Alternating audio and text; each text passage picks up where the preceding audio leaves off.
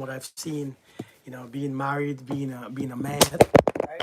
My bad. Being a man, being a human, you see some things. Being alive, being aware, being conscious. You see a lot of things. There's a lot of things that we don't really realize, right? I think we don't realize. Now, I said two people makes a relationship. Two people, only two people, not three, not four, just two. And the reason why it's two people is because we each have a half to manage. I manage my half, you manage your half. My half comes with a whole bunch of stuff. My half comes with my pain, my suffering, my belief systems, my spiritual walk. My half comes with my health, my body, my thoughts, my emotions, my feelings. My half comes with my trauma. It comes with my this and my that. You see, having those things is not bad. Not being able to manage it is when it's come bad. You see, you want people to show up perfect in your life. I get it. It's not about being perfect that they show. It's about they show up, but they learn to manage their shit. Somebody that manages is their money. Hey, Rena, manages their heart, manages their love, their trust. You want somebody to manage their love. You are trying to do more so that they can love you because you're trying to manage. You are trying to do you are trying to do so much so that they can love you because you are trying to manage their love. You don't do things for them to love you. You don't do things for them to want you. You do things because of who you are. I, as a man, as a husband, I have to learn to manage my love. My wife ain't got to participate in a whole bunch of nonsense. Let me say that again. Some of that we don't realize. My wife does not have to participate in a bunch of my crap just for me to manage my love. You see, when we cannot manage our own love, we need somebody to show up a specific way. Come on now, you all are, see, this is for adults. This is an adult talk. If you can't take this adult talk, this ain't for you. Hey, Terrellyn, Miss Independent, how we doing? If you can't take this adult talk, this ain't for you. Hey, Shalom, how we doing? My wife does not manage my love. My job is to manage my love because my love is my choice. My love is in my chest. My heart is in my chest. I have to learn to manage this. And so when things are ugly, can I still love? That's my job. When things don't look good, my job. When things are shaky, I'm the manager of my love. But if I let you manage my love, then shit. My love is very iffy. My love is based on your performance. My love is based on what you do and how you do it. My love is based on how you open your legs today. My love is based on how much you give me your body. My love is based on this and that and this and this and how you can't manage my. So when I manage my love, I can learn to be unconditional. When you try to manage somebody's half of their relationship, this is what we do. We manage people's half. A woman loves to manage a man's half of his part. These men become lazy. These men become dysfunctional because they never have to manage shit. Because the way how you show up with everything. You take care of them for everything. You manage the way how they feel. You want to manage the way how they think.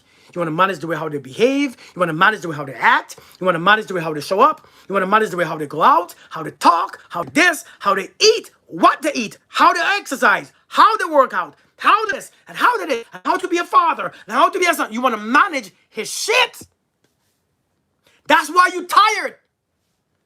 That's why you were drained. Women love to manage. And so when I say I am responsible for my half and you for your half, ladies, you have to understand your emotions. Sometimes how you handle your emotions is not my problem, it's yours. No, but remember what I said. Remember what I said. See, some of you don't want to hear me. What I said is this. When it comes to my half, I know what I come with. Before I met my wife, right? My emotions are my emotions. My insecurities are my insecurities, right?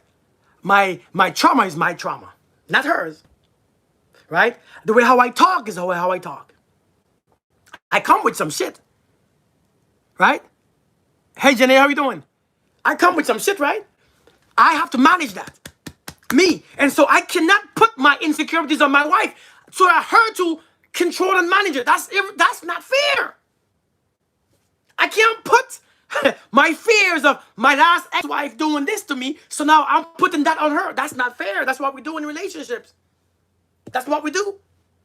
It is not right. It doesn't make sense. We just think you do, right? Because you gotta deal with me. No, no, no. You deal with your half of your shit. You deal with your half. You came with your half. You fix your half. I'll just watch you fix it. Because today I'm not playing. See, when somebody comes to you, let me check your phone. I'm not playing. I'm not playing today with your half. I see you want to participate in the game. I'm not playing today your game, ma'am. Right? I know I'm not participating in your game because then your game won't stop. Your half will never. Listen, I don't want to. See, sometimes you want to play in people's games. Sometimes, ladies, I'm telling you right now, when you become emotional, you want me to play in your half. You don't want to talk about that. Let me call you ladies out. When you using your, I feel that's me playing in your half. You learn that your feelings are your responsibility. Nobody want to talk about this. Nobody want to talk about this. Nobody want to talk about this. Your feelings and your fears is your half. You have to manage that. Nobody want to talk about this. Just because you're emotional, you think I have to deal with that. No, no, that's your half that you have to figure it out. I don't want to manage your half. I gotta manage mine. Mine is a lot. The problem is not that we show up 100% because nobody do. Nobody does. Nobody shows up perfect in dating and relationship. Nobody show up whole because I want a whole person. Shut up. We all been through some things. Indeed, Jenny. We all show up how we show up. But sometimes the person is a beautiful person, but they got some shit, don't they? I'm telling you. If you gotta know, yeah, exactly. We show up how but we got some shit. Beautiful people. Listen, we can be some beautiful folks, but we got some shit, don't we? We come with some shit now. But to cry in front of a man, don't show your emotions to it. Nah, oh, that's strong.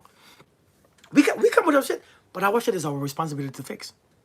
And so, the way how my ex-wife left me, but my wife is not my ex-wife. So the way I show up, I have to realize I can't put it on my ex-wife. I mean, on my wife, because that's not my wife's business. It's not her. She didn't bring this.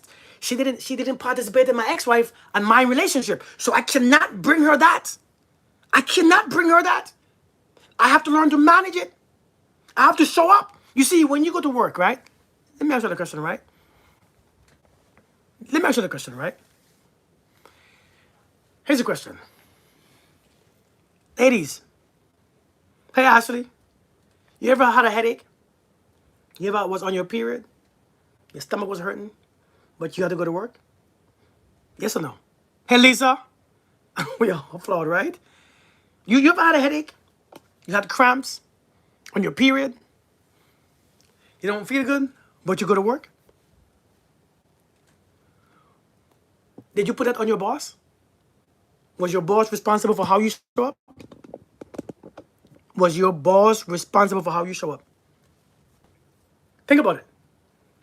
Was your boss, did your boss have to understand because you was grumpy and miserable and you didn't do your job? Did he have to understand why? No. You still showed up. You manage your half. You manage your pain. You manage your cramps. You manage your headaches. You manage how you felt. You manage your period and your blood flow. True or false? You managed it, right? You managed it because that's that's yours. That's yours. But here's what we do. Here's what we do. When we date and in a relationship, what do? We expect the other person to manage the shit that we experienced in the past. Shit that ain't got nothing to do with them. That's why people no longer want relationship. It's not just one gender, it's both genders. You want me to show up understanding your feelings. You don't even understand your feelings. You don't even get your feelings, but you want me to understand it. You overthinking. You don't understand how your emotions. I don't understand your emotions because I never lived in your mind. I never lived in your past. Your emotions are stems in the past. Your emotions stem from the past. Yet when you show up, you want me to manage. Well, Kirk, my emotions are telling me this. Well, you manage it. Handle your emotions. They're yours. I have to handle mine. Indeed, Lisa. But now I can manage your emotions. How you feel, how you think, how you overthink, how you this, how you that, how you love, how you care, how this, and how yes. You can't do that. Again, whose responsibility is your trust? Is in the person that you put it in, or is in you, or is in you? Can you explain how emotions comes from your past? Okay, I can. I can, okay? Let me tell you why.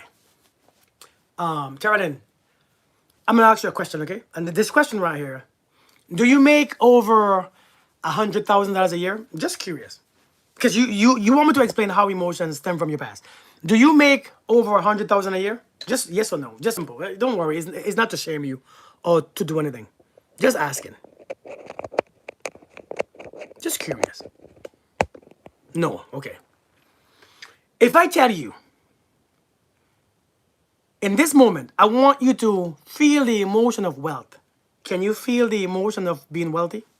How does a wealthy person feel? Can you feel it? Can you feel that emotion of wealth? Yes or no? Since you make less than $100,000 a year, you're probably not wealthy, naturally. I'm talking about financially wealthy, not this make-up idea of wealth is your health. And I'm talking about financially, somewhat. Why do you think you can't feel it fully?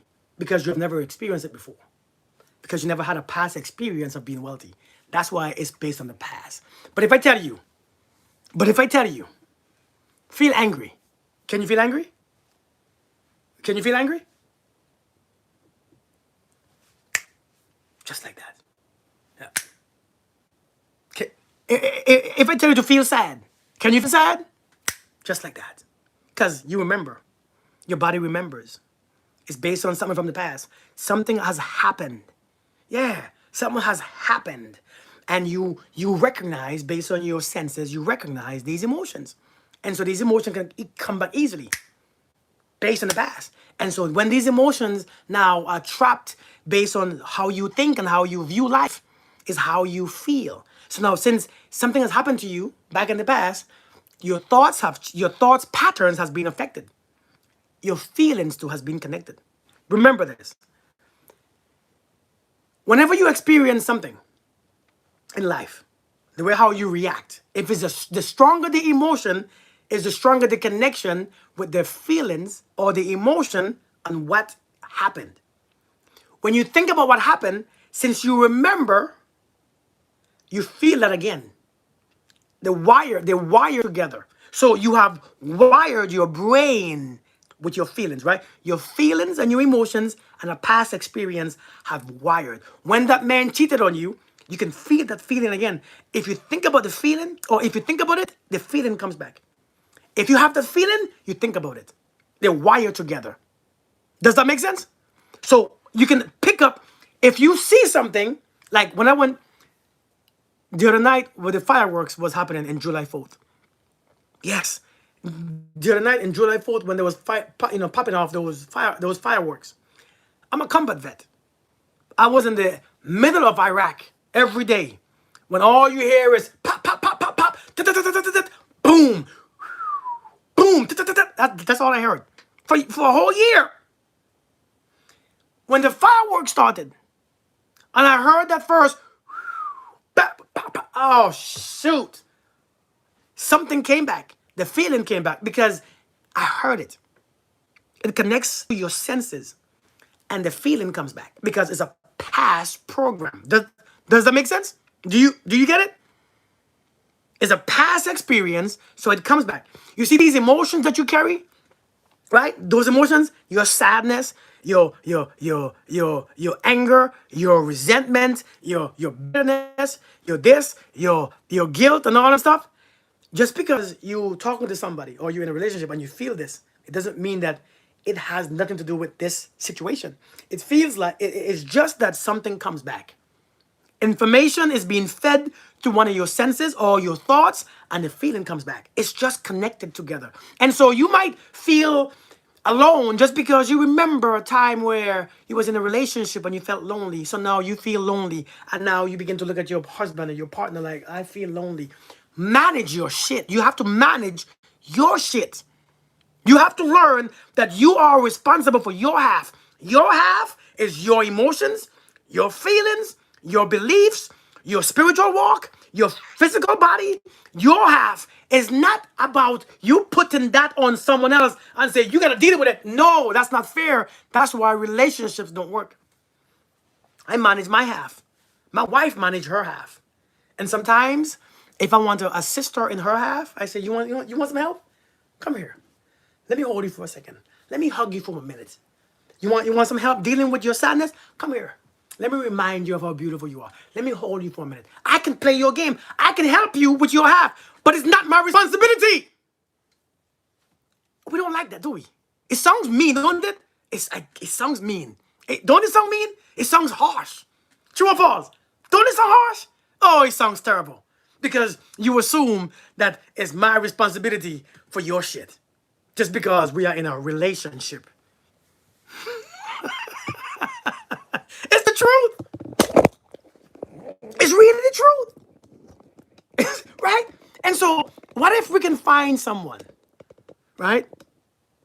Feelings they did. Indeed, Jenny. Facts. What if we can understand this concept? You are responsible for your half. You know how beautiful this relationship would be?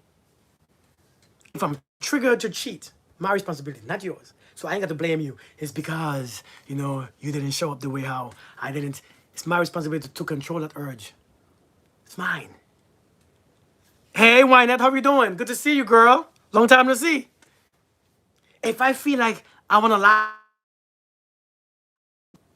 to control and fix that. Not yours. Not for you to try to figure it out, and that's my responsibility. Let me fix my shit. But in doing that, when you realize that the time is up and you can't deal with that, my half, because my half become to spill on you, again, my half ain't got to look pretty. But can I manage it? Hell yeah, I can. True or false? Hey, listen. Relationship, when it comes to two people, my half it don't always look pretty. Does your half always look pretty? No. Bad days. You got bad work days. You got bad feeling days. Problem is we don't know what now. Wait, we don't know what? Am I frozen? Oh mess. Can you hear me? Am I good now? Am I good now? I'm good now? Okay. Okay, I'm back. Okay, good. Can you all see me? Can you all hear me? Okay, I'm okay. Okay, good. Thank you. But yeah. So the problem is sometimes, right? Sometimes your shit don't look, your half don't look good. You manage it. If you can manage it, no matter how messy you are, somebody's gonna love the hell out of you. You're gonna make a beautiful partner. Okay. Thank you guys. You're gonna make a beautiful. If your half is ugly still and you can manage it, you're gonna make a beautiful partner still. When I met my wife, my half was ugly. My half was very ugly. My half wasn't pretty. I had PTSD. Boy, I had PTSD. Hey, Shauna, how you doing? Boy, I remember me hanging out with my wife and I just went blank. You know how embarrassing that is?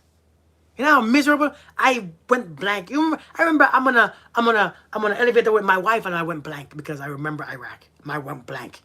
But I have to manage my half. It's not her responsibility. I remember we in a whole different country and I almost got stuck because I refused to go on a plane. You know how embarrassing that is? But I had to learn to manage. It's not about me. Let me manage my half. Give me some minute. Give me a minute. Give me a minute. Give me a minute. My kids are here. My wife is here. Give me a minute. Give me a minute. Give me a minute. Let me break it. Let me break it. Let me break it. Just give me a minute. Just give me a couple minutes. Let me manage this for a second. Let me manage this. All right, you ready? Let's go. I almost got stuck in a whole different. Telling my wife, go ahead, I'll catch a flight. You don't understand this. I'll catch a flight and meet you guys at home. I promise you, I'm okay, but I can't right now because I'm in the space. I'm tripping. And my wife is like, no, it's okay, it's okay. Just give me a minute. Just give me a minute. Just give me a minute. Let me walk away for a minute. Let me catch myself. Let me just relax. Let me feel free for a second. All right. I can't do this to you all. So I'm good. I'll struggle for a minute. I'll struggle for a minute. I'll learn to fix my half while I'm on this plane because I have to. Because my kids, we need to go home. We need to be on this flight. So let me control, let me manage this. Let me not cuss my wife out, telling my wife, you know what? F you, I ain't gonna mess with you because you don't understand. No, let me manage mine. Let me manage it. It's mine. Listen, when I tell you I have to manage my shit, but in managing my shit, it's not always pretty. But my wife, no, I'm gonna manage it. And when she knows I'm gonna manage it, she'll let me manage it. When my wife show up in her stuff, she might, hey, you good? Because I don't want to play this game today. Sometimes you don't want to play your partner's stuff. Sometimes you don't want to take part in your partner's. Right now, I don't want to participate in your drama. Oh, so you figure this shit out. So how come you don't? No. I don't have to help you in yours. I don't want to help you right now. You fix your shit. Take a break. Take a drive. Go eat some chicken. Get a drink. Manage your shit. Hey, Jamisha. Girl, where you been? People can't admit things like that with you admitting what it makes you a better person. Well, thank you, caller. Oh, no. But it's only because I went to combat a couple times and I got hit a couple times. Thank you, Gracie B. Yeah, Karen. Only because I went to combat and I seen some things and I've done some things. But again, you have to learn to manage your half. And so as a woman, if you learn to manage your half, you have to to manage your half, you have to have a responsible man. And you have to choose a responsible man. You can't just choose any man. If you want to be at peace and free, you have to choose somebody who's responsible. You can't choose somebody who want to control your half. But they can't, because the moment you begin to control my half, you can't, somebody's not controlling yours.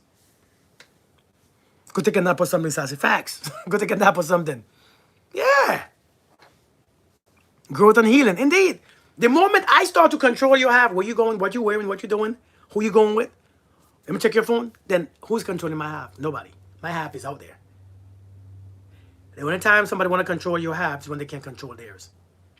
I want to control you. Oh, sit your ass down, right, Grace? I only want to control you if it can't control me. Ladies, the reason why you want so much control in your relationship with that man, telling them what to do, how to do it, and you complain and you nag, is because it's the way how you feel safe. Because if he act right, you can actually relax. If he behaves this way, you can relax. You are trying to control his half so that his half, in controlling his half, you can learn to control yours. But that's not how it works. You cannot control your half from the outside.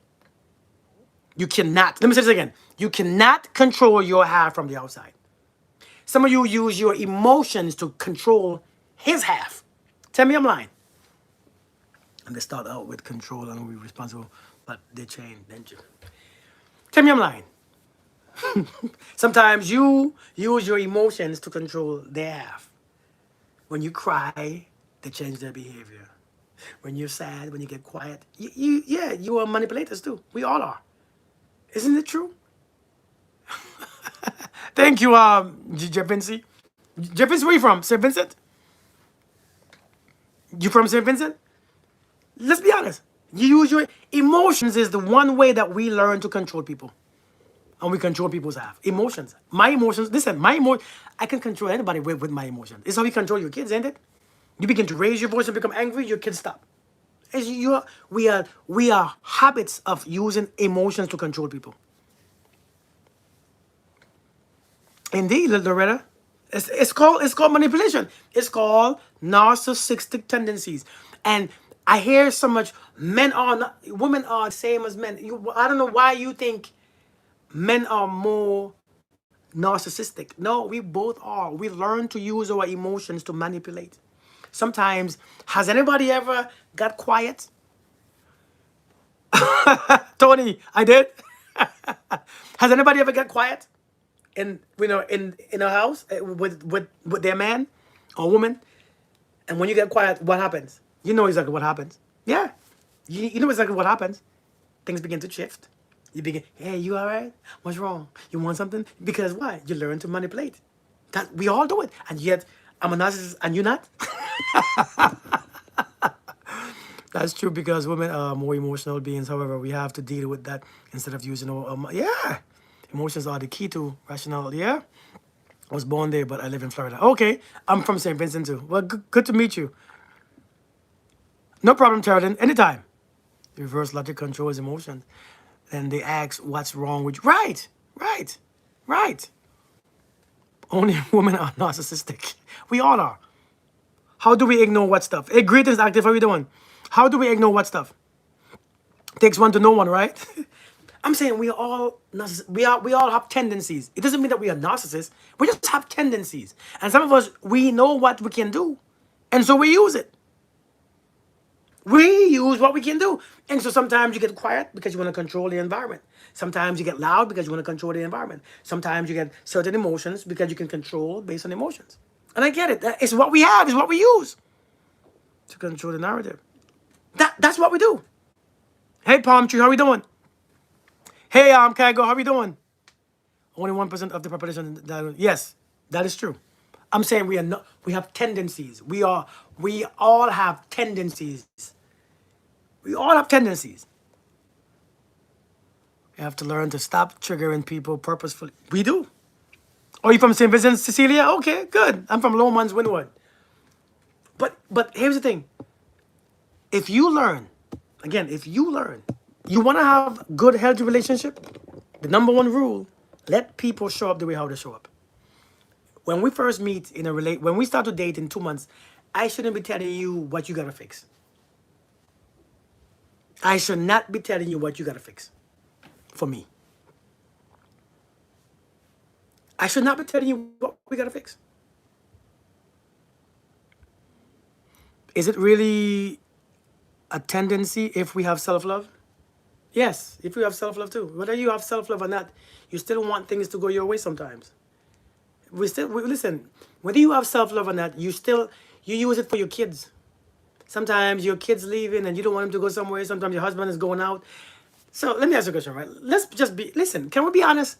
Have you ever been leaving, or have you ever seen your man leaving or your woman leaving and you don't want him to go? And so you got really quiet because you should go, you going out with your girlfriends and it's already midnight, or your boyfriends or your male friends, and it's already at 9, it's already 10 p.m. and they're dressed up nice and they leave in the house and you get an attitude. Why? Because you're trying to control.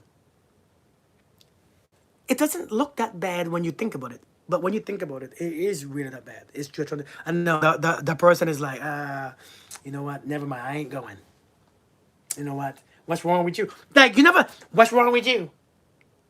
What do you mean? What's wrong? Because you all get, you know what? I don't feel like going. That's what you want to hear. But they still go. No, you do. I go. Go ahead. I don't care. Go. You sure? Whatever. Okay, fine. You know what? I'm not going to go. Because we all do it. We all do it. Indeed, self-control is very important. It's protection? No, it's not protection. It's manipulation. It's manipulation. Because you're dealing with adults. We are adults. We are grown adults. We tell ourselves it's protection. That's for you to feel better about what you're doing. But my wife is a grown adult. I don't tell my wife what she can and what she can wear. But that's what I chose her. I don't tell my wife that who she can talk to and who she can't talk to. Are you crazy? I would hate to become that man who tells his grown adult wife, hey, don't talk to him. Hey, who you talking to? I don't want that. I asked my daughter that. Hey, who you talking to? My daughter is 12. I want to make sure she's safe because she don't know. Not my wife. I don't want to tell my wife that. Hey, let me see your phone. I do that to my kids. Let me see your phone to make sure that you ain't talking to no perverts. But my wife is grown and she's going to talk to whoever she want to talk to. And when I find out that she's doing something behind my back, I have a decision to make. But for me to control her, to stop it so that I can feel, no. She's grown.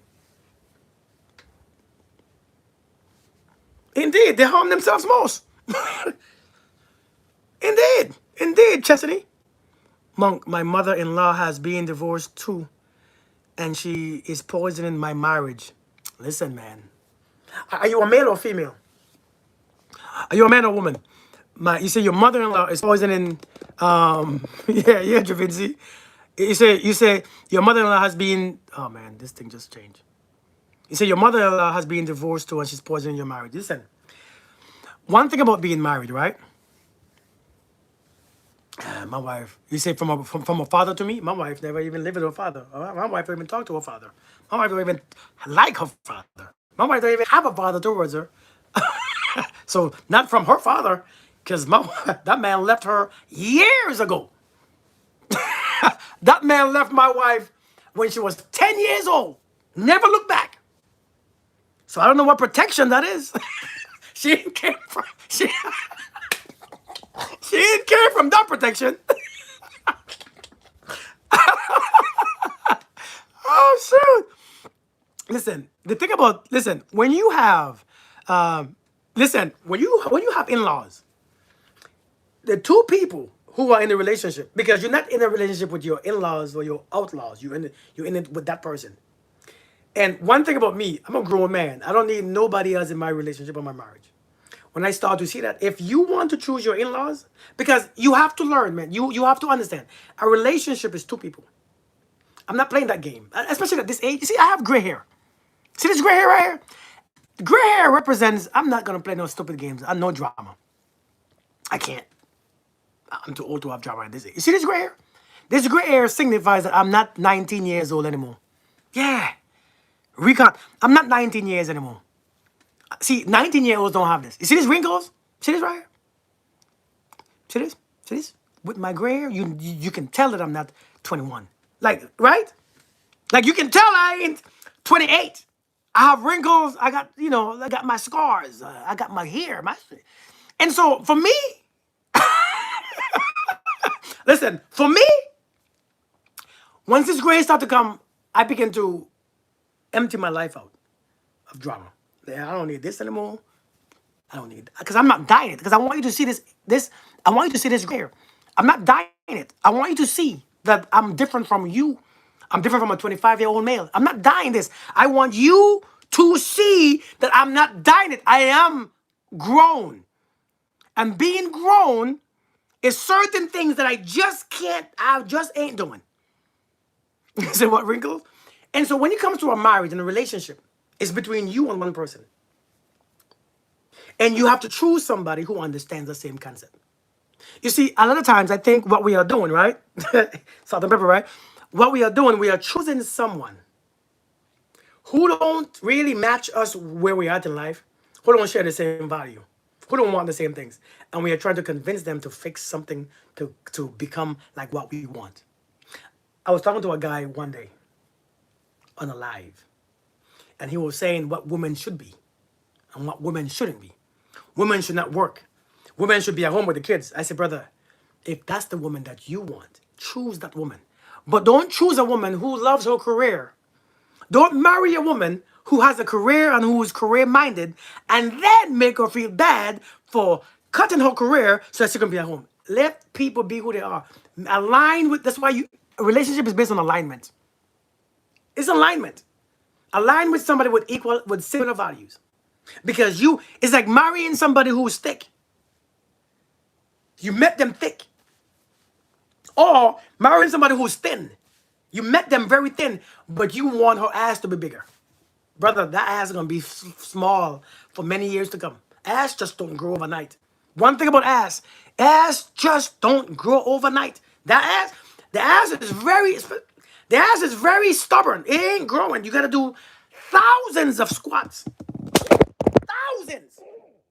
You got to eat thousands pieces of cornbread. You hear me?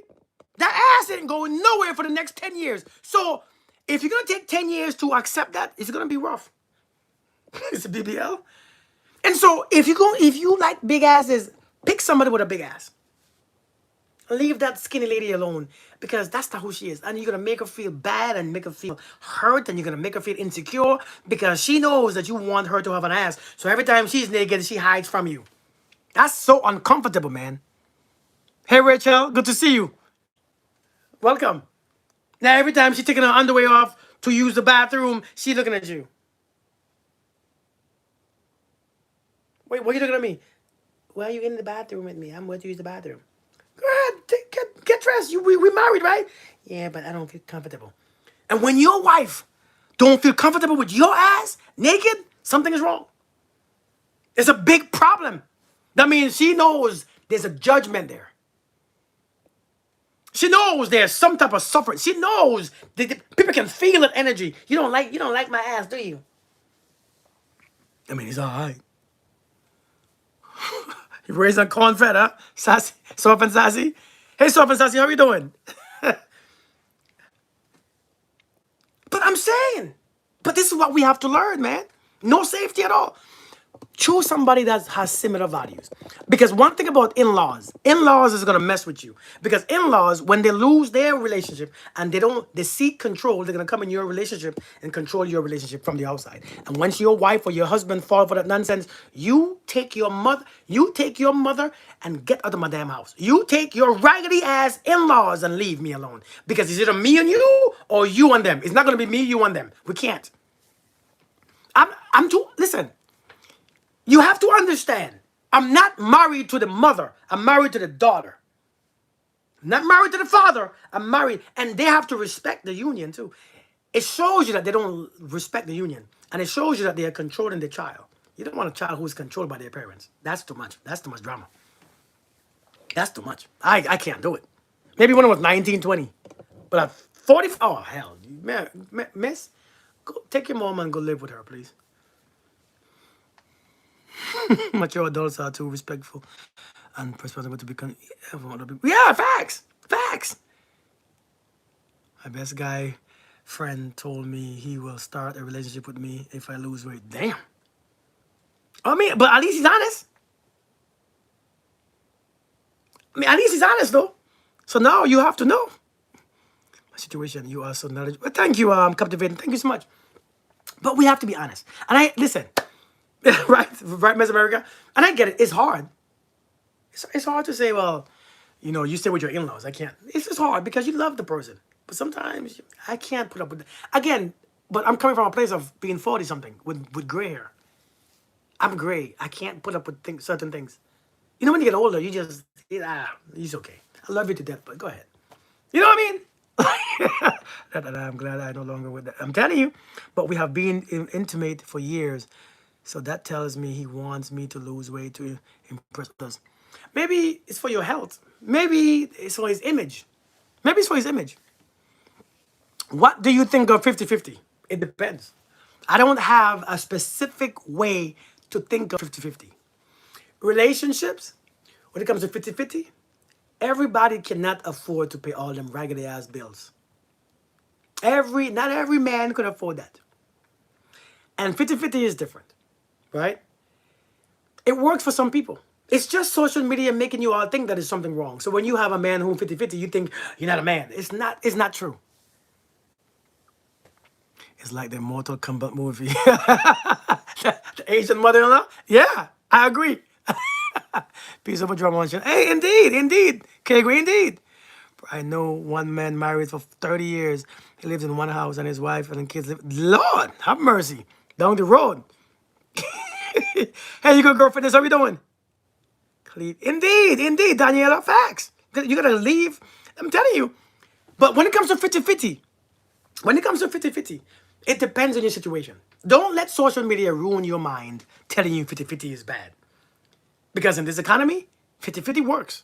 To many relationships, it works. It works for many people. It has been working for many. It's just social media brings things to light. And when social media tell you guys something, you think that's right. You know what? Oh my God, I can't believe I live with a man and he only gave me 50-50. Listen, that man makes $7 an hour. What do you expect? What the hell do you expect? That man makes $40,000 a year. What do you expect? The average person makes about $55,000 a year. What do you expect? 50-50 is not a bad thing. I would rather be alone and pay everything. If that's what you gotta do, then that's what you gotta do. If you don't want a 50-50 because you think 50-50, you think a man who pays 50% of the bills can't love you, right? You are crazy. If you think a man who pays 50-50 cannot respect you, you are crazy. If you think somebody who only affords 50% of the bills can't respect you, right, and can't be there for you, you are crazy. Social media is effing up your minds. Listen, when I started my marriage, It wasn't me paying all the bills. Now I pay all the bills. Why? Only because I could afford it. Only because I could afford to. When it comes to my wife, I pay all the bills because I make a lot more money than my wife. So hey, let me, it's okay. You keep, you do some savings. Let me do the bills. But it wasn't always like that. See, people don't tell you all the truth. It wasn't always like that. It wasn't always like that. It wasn't always like that. Because I wasn't making this much money in the military. So I didn't have enough to pay all the bills. And my wife loved the hell out of me. Still. She saw me like the best thing ever. Because we could afford it. We both worked. We both had a career. We could afford it. And so people, all these men, come on social media telling you all, even men would tell you all, man, I don't pay 50-50. Those men wasn't always like that. Let's be honest, man. Let's be honest. Those men lying. Those men was going to a time in their life where they couldn't afford that. You all think that people just get like, oh, I pay all the bills overnight? No. It's not true. So it's a lie. They don't tell you that. And so now when you meet a man, you expect him from the beginning. 50-50 is not. No, are you crazy? These dudes are ridiculous. They're lying to you all. I pay every bill in my house. I pay everything financially. But I promise you, it wasn't always like that. It wasn't like that all the time. But my wife, she didn't mind. She didn't care. My wife, hey, let me give you this month. But it wasn't 50-50. It wasn't never really 50-50. It wasn't me counting. I gave her what I could. I had bills. I had debt. It's not what I could. I made sure she was good. But it wasn't. But now, I'm in my 40s. I have learned how to make money. It took me about 35 years to make some money. Now I'm in my stride. I have been here for a while. Me, I'm not talking about anybody else. I've been here for a while. I've learned some things. I have read a whole bunch of books. You see all them books on my thing? I have read a whole bunch. And some of them books, fortunately, was finances. And so I have learned to do investments. Thank you, Daniela. I have learned to invest money. I have learned to do this. I have learned to save. I have learned to create businesses. And for that, when I began that flow, my wife was still there. And since my wife was still there, I make a lot more than you do. So you didn't got to worry about the bills anymore. I got the bills. But because I was able to. But my wife didn't care regardless. My wife didn't care regardless. My wife didn't mind regardless. It was never a conversation. Kirk, I want you to. It's social media making you all think that. Social media is effing with you all. Social media is making you think that way. Social media is making you think that way. Social media is making your asses think that way. It's not real. It's not. I know a bunch of white people who do it. And black people. And it works. If you could only afford that, afford that. Everybody is not going to be able to make 100% or be able to make enough so they can pay 100%. Indeed, Javinci, facts. Social media is only there to influence you. That's why they influence. Right. Yeah, she actually liked me. You know, when you meet somebody that you like, you'll see that 50-50 stuff is not really anything. The only thing I would say is that as a man who did 50-50, not 50-50, but as a man who didn't pay all the bills, I still took care of my business at home. I still, clean up. I still wash my dishes. I still cooked because I'm the Caribbean one. I cooked. I like, she liked my food. I cook. So when we come home, I'm cooking. Right? She didn't have to do all the chores because I made sure I'm a grown-ass man. I do chores. Like, I don't know why listen, I'm a man. I got, like my balls dropped a long time ago. I can clean. You know what I mean? I can clean. I can cook. I'm a grown-ass man. I can go shopping. I can build groceries. I'm a functional adult.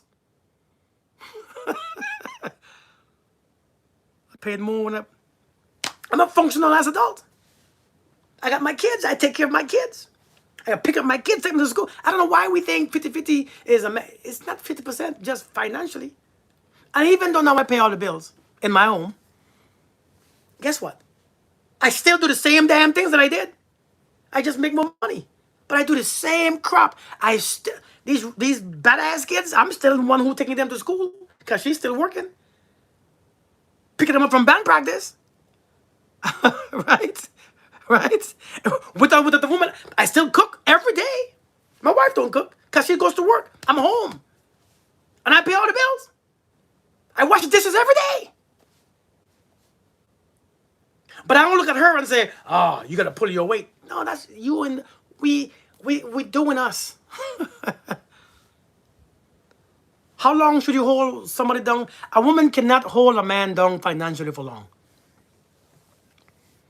A woman cannot hold down a man financially for long. Something in her can't do it. Indeed, Miss America Facts. Did it by choice. I did it. I just did it. No discussion. A woman cannot hold a man down for a long time. She won't respect him. She won't. She can't appreciate him that way. A matter of fact, he won't. Sometimes he can't even appreciate himself. Yeah, I'm like I'm. I mean, you can try. It's not. It's a beautiful thing. But it can't be for long because as a man, if you gotta hold me down for a while. Now I get it, some things happen. Sometimes some men lose their jobs, right? Sometimes a man get in some situation that you gotta, pick up for him for a while.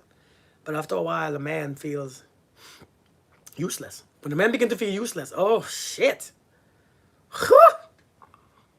Hey Veronica, how we doing? When a man begin to feel useless, oh my God, it's pain.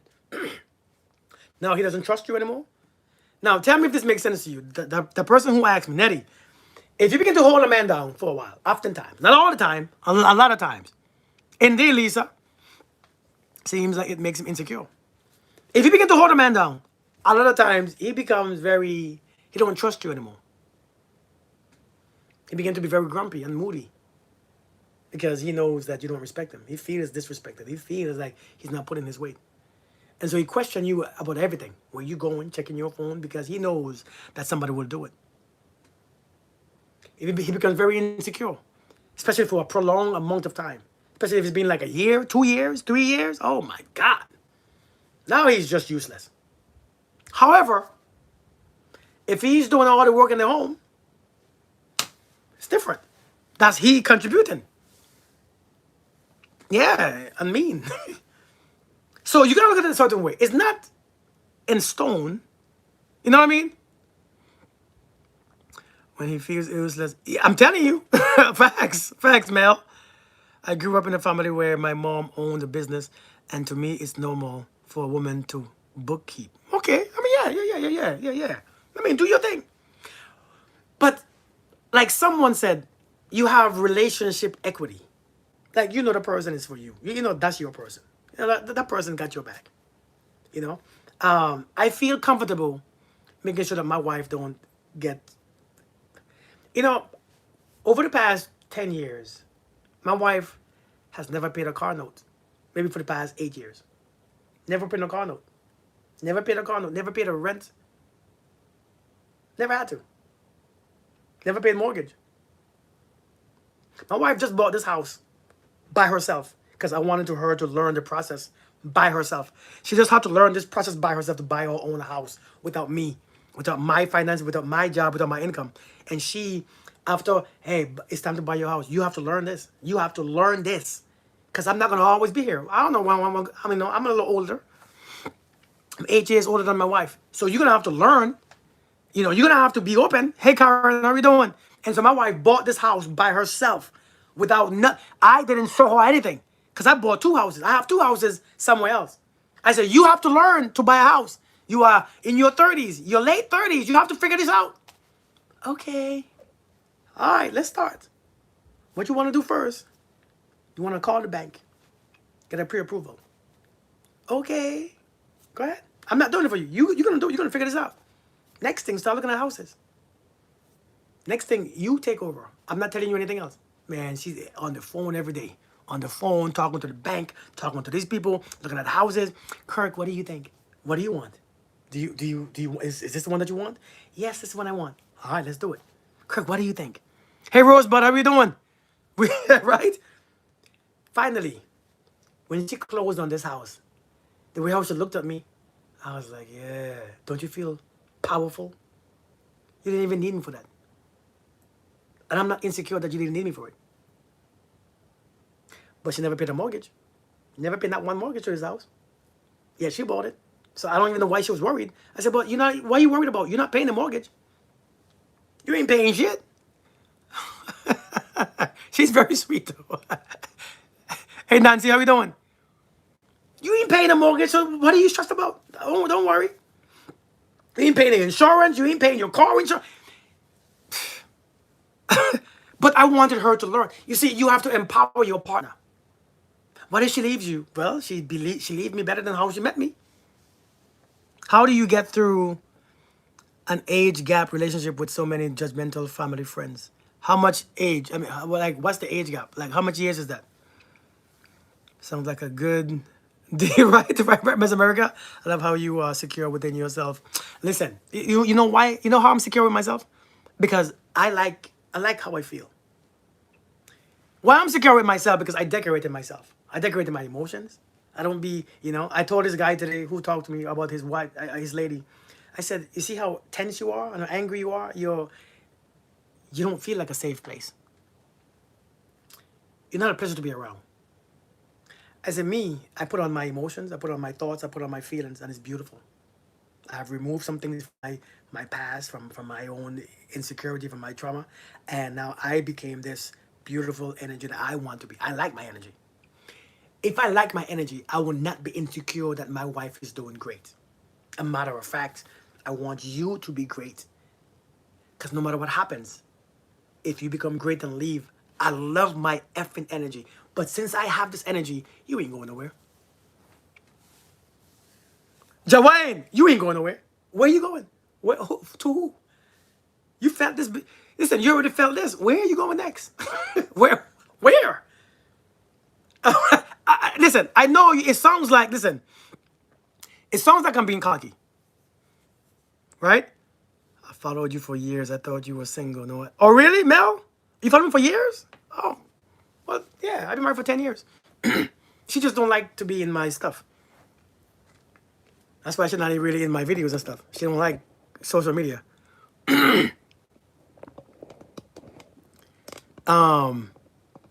Yeah, I'm telling you, Rashida, you felt this. Where are you going? I'm not being cocky, but I know what energy I carry because I do it intentionally. And so, even with my kids, I see how my kids, 20 years, that's a lot of age group. That's a lot of age gap. That's a big ass age gap right there. Even with my kids, the way how my kids like to be around me, lay on my shoulder, walk with me, hold my hands. I understand my energy is beautiful. Especially my little baby girl, always want to be on me. Always want to be on me. Always want to be in my face. Always want to lay right on top of me. Not to the side, on me. My wife comes home and she want to fight my daughter. She just want to lay right next. She want to be always next to me. My energy is beautiful. So, girl, be great. Be great. Master yourself. That's why she's in the military now. She's mastering her career now. She's mastering her shit. Cause I'm not insecure about that stuff at all. But 20 years age gap is a big difference. But how old are you and how old is him? But how do you manage your age gap? Listen, but when it comes to now, it's different culture. If you're in an African culture, that's a little different, right? It's to fight your daughter at the other way around. Hey, Miranda, I didn't know you was here. Good vibes all day, every day. That's right, Lisa. 57 years old, and my hubby to be is 6 to 1. Beautiful, good. Do you have any books, resources, recommendation to get to this point? To get to what point? Like what point exactly are you asking? Oh, listen, 44, 6 and 66. Oh, you all perfectly fine. You all two old people. You 46, he's 66. That's grown people stuff. Now, if you was 26 and he's 66, that's a little different. If you was 26 and he's 56, that's a little different. But you already grown. You already been through some shit. You already got kids. You probably already got married. You probably, you got your own shit. Girl, that's not 20 years in that sense. It's not bad. That's you two grown ass folk. You two old people. You know what I mean? I mean, no offense, but you two old people. Shoot. Women develop mentally faster, so age gaps are most natural aligned. Yeah, indeed. I definitely agree with that. Nancy, well, Nancy, if it's your first marriage, go with God. But Nancy, just the other day you were saying that you don't like relationships. So you just have one? Well, go with God. You hear me? Go with God. Go with God. No, he's old. Listen, 66 and 46, it's different. I mean, yeah, it's the same. Listen, learn to enjoy. Learn to enjoy the relationship. Learn to enjoy. The point of having one is to enjoy it while it's there. And when he gets old and he can't move anymore, and his people don't work, learn to enjoy that too. You know, relationship is about growing at a certain rate together. You know, building that somebody say equity, right? And when it's done, it's done. But while it's there, love it. 10 years apart, time and trouble. Yeah, 10 years apart is not bad, right? I do coaching sessions. Yeah, I do one-on-one. I do one-on-one on Zoom. Yes, I do coaching sessions. How do you get to this point naturally? It's not a point that you get to. It's a point of understanding yourself. You have to learn to understand yourself. You have to learn. Listen, the biggest thing in life, things I'm growing up to. Okay, I got you. Nothing but a number. The biggest thing in about relationship is to decorate yourself. Make yourself attractive. Not just physically, but you got to make yourself attractive. I think we don't try anymore. You make yourself attractive. They make themselves attractive. And the best attraction is your energy. Right? So what are the early warning signs that the other person isn't going to help you grow? What are the early warning signs that they don't want to help you grow? That they're not going to help you grow? Well, one of the first warning signs that a person won't help you grow is when they don't grow. It's when they've been stuck for years. They've been in the same place for years. They've been doing the same crap for years. They haven't been anywhere, done anything. There is nothing that you can see that shows growth. But that's the first sign.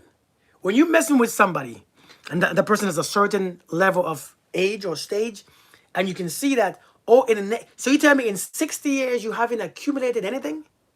Wisdom, money, health.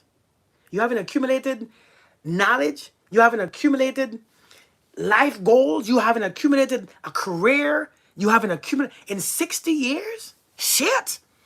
If in 60 years you ain't accumulated mastering something, you're wasting your time. They're wasting their time. That's hella late. They're wasting their time. But I'm talking about, like, you look at somebody's life. Because now people who follow me usually are in their 40s, 50s, 60s, late 30s. At 40 years old, you have accumulated some things in your life. You have accumulated things. And it's not physical things or materialistic things. Sometimes it's things, mindsets, right?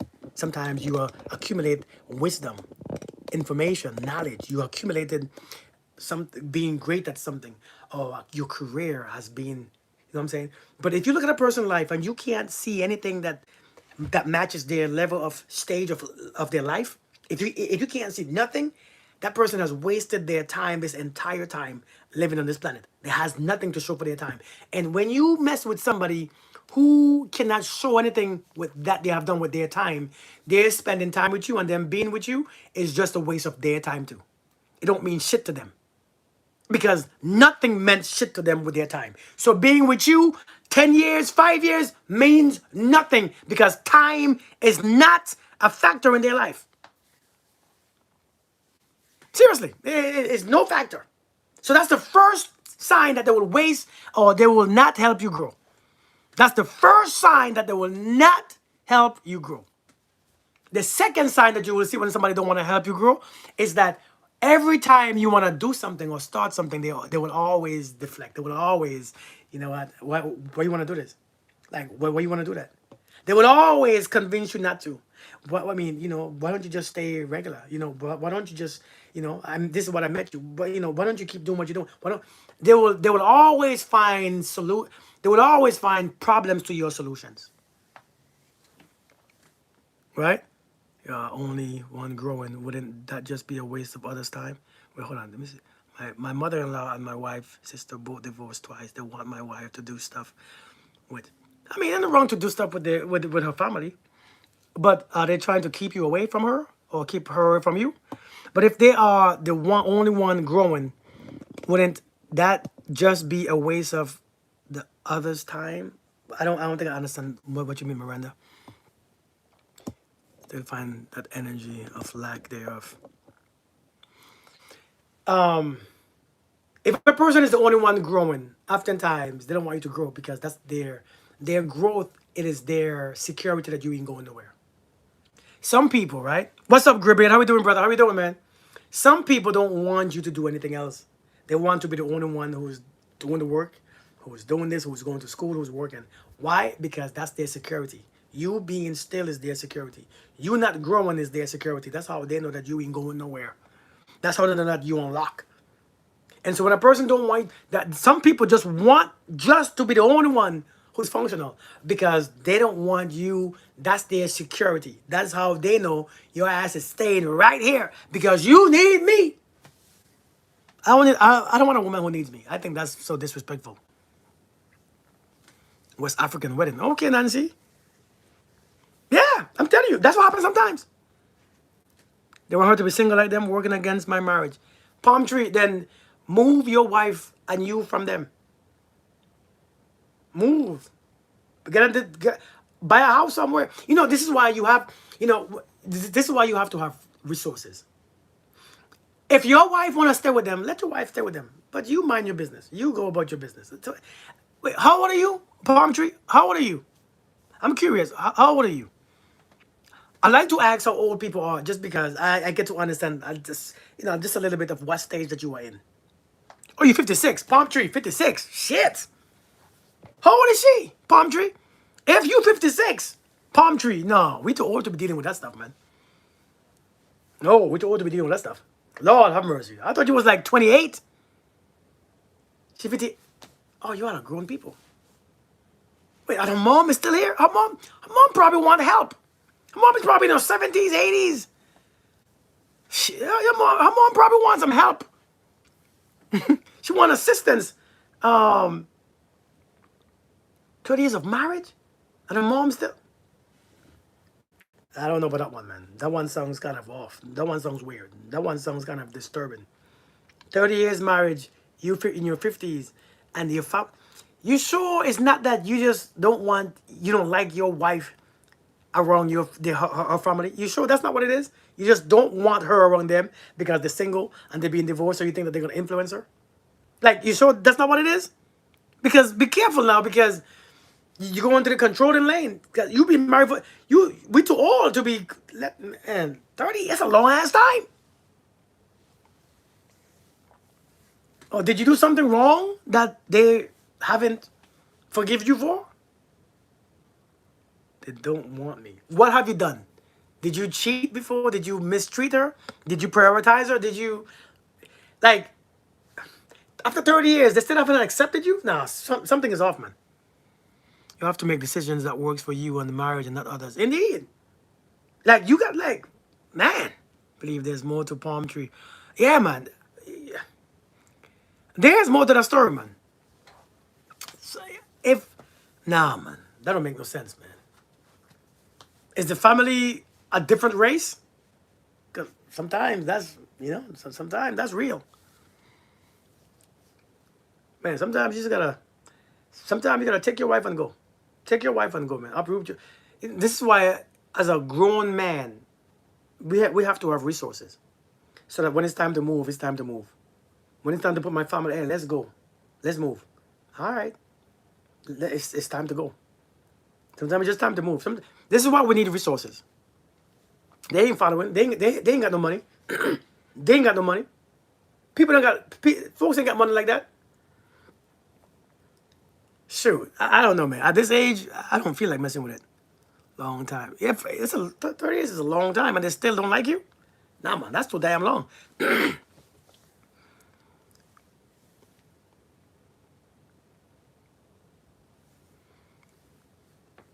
I'm asking you if your wife is what? Are you asking me that if my wife is white? Hey, Fancy Face, are you asking if my wife is white? Because I'm curious. Are you asking me if my wife, or are you asking that person, Palm Tree?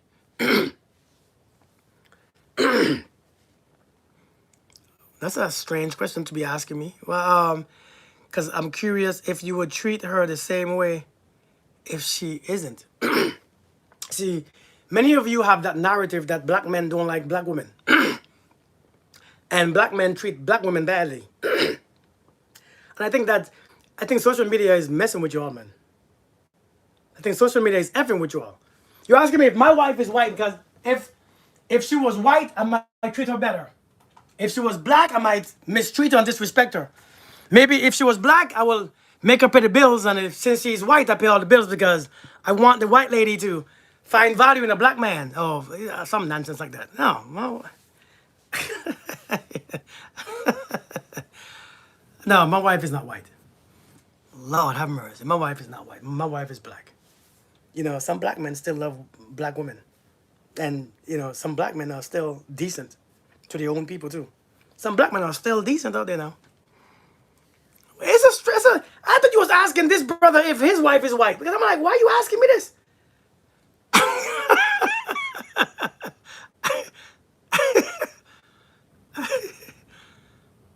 Yes, I do believe most black men treat black women the worse. Wait, so you're not a black woman, but yes, I do believe most black men. I don't know what most that you think of most. I don't know how much black men you know. That's when we start to talk nonsense. You know, I don't know how many. I know many black men, and I know for a fact the black men I know treat their wives with respect. I don't know what kind of men you all be meeting. I think you all just like or meet raggedy ass men all day. Like you all gotta cut that shit out, man. See that? See, I just changed my whole. I just shift my whole energy. That shit is annoying. Like, cut that shit out, man. Stop watching social media. See, another one right here. By the way, a woman came up and freaked out on their host. Really? Like, you know what I mean? Like, come on, man. Like, we gotta be realistic. There's a bunch of men and women. Come on, man. Social media is lying to you all. Social media would have you all thinking that black men are this and black men are this and black women are this and black. That's not true, man. We gotta cut that shit off. I can't stand social media for that reason. You can't say most black men because there's so many black men who are doing the right thing. I don't know where you all get this number from. This raggedy ass social media is telling you all this crap and you all believe in it. It's not true. This is why when you have a relationship, turn that shit off. That social media shit, turn it off. It's very toxic for your health. It's very toxic. Yeah, you have heard many black men who love white women making excuses for the black, you know, for them being like, you know, if you like white women, there's nothing wrong with it. But when you have to discredit the black woman for that nonsense, it's so annoying. I saw a video yesterday that pissed me off so bad, and I usually don't get pissed off because I'm usually self-controlled. But this man, a black man coming up here on social media talking about, I love white women. That's the only and beautiful woman in the whole world. And I'm like, what is wrong with you? This brother started to, white women, see, I don't mess with women whose hair is made in China. What? What you just said? White woman has colored eyes. Number one, Negro, you're bald. You talking about people's hair made in China. Your hairline is gone. Your hairline is completely gone. You love the white woman with their green eyes and blue eyes. Again, you love what you love. But when you have to hurt a black woman's feelings, why? Listen, if you are a gay person, you don't have to discredit straight people to like your same sex. It's your business. If you like men as a man, you don't have to hate women just to give you justification in liking men. I don't know why I'm talking about this. Why you all got me talking about this anyways? This is not my platform to talk. I don't talk about this shit, you know. I never bring this shit up in my platform because it's very annoying. Shit is annoying as hell. Can't stand these conversations. I mean, why am I even talking about it? Y'all got me hot for no reason.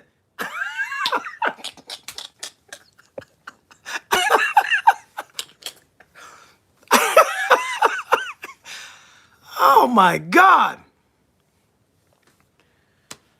Whew. Yeah. white women wear wigs too. But again, there is nothing wrong with you liking any race. I think I don't have this. Oh, black belongs to black, white. I don't have that stuff. I've been all over this world. God knows I've been all over this world. I don't have a complex when it comes to race. I don't have a fear of race. I'm not that type of man. I'm a grown ass man. But when you have to disrespect your own race because, dude, your eyes are dark brown like your mother's eyes, so you hate your mother. You must hate your mother. To come on social media talking about black women, I mean, white women are the most beautiful, and because they don't have to. And he did this. They don't have to remove their, white women don't have to remove their hair, and their hair is made in China. I was like, nigga, your hair is gone. What the hell? Black women don't have green eyes and blue eyes. Nigga, you have brown, hard eyes. Look just like mine. You don't like your eyes? You don't like your own shit?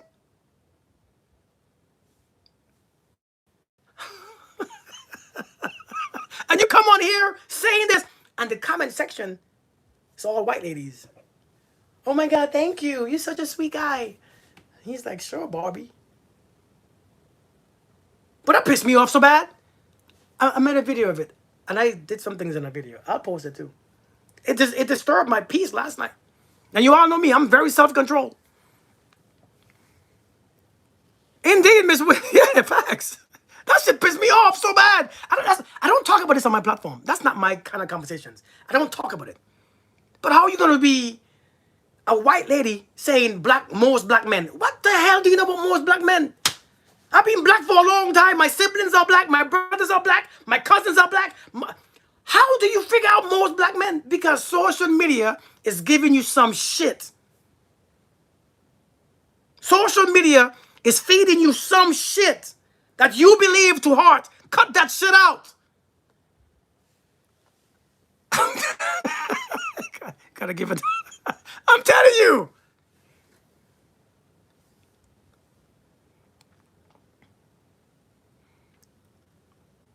Oh, you. Let me mute you. Let me mute you, little black cat. You a troll. Hey Taylor, how you doing? I think that person is a troll. Never mind. Okay, we gave her too much attention already. Or him. He's probably a fat dude sitting in a couch in his basement. He just want. What's up, T-Bone? How we doing, brother? It's probably some fat dude in his couch, living in his mom's basement, trying to act like, trying to bring a race battle. Come on. All right, that's enough energy for that stuff. That stuff is stupid, man. I hate that stuff. If you like white women, you nothing wrong with it. You like black women, nothing wrong with it. Do what you do. But asking some dumbass questions like that, most black men I know. Who black men do you know? I know a whole bunch. I grew up around them. Hey, palm tree. They don't know most black men. I never experienced this on it. I'm telling you. That's the American nonsense. The American, man, that stuff don't happen anywhere else besides America. America is not, yeah. America is not hey, listen, hey, Tamara. Let me tell you something, right? I've been all over this world. I have been all over this world. And I'm so happy that I joined the military for 20 plus years, where I've been stationed in many different continents and on different countries. And I get to see different people, different religions, different groups. And I have understanding, and my mind is open to accept each people, all people. I don't care what color, what race. People are beautiful, man. People are so beautiful. And all over the world. But I'm happy I got to experience that. Because, Lord, when all you have been to is America, oh, shit. You think America is the standard. And everyone's in all forms. You begin to think America is the standard. America is the best. No, hell no. T-Bone, I've been all of them. I've been all them places, man. Indeed. I've lived in Korea for 3 years. South Korea.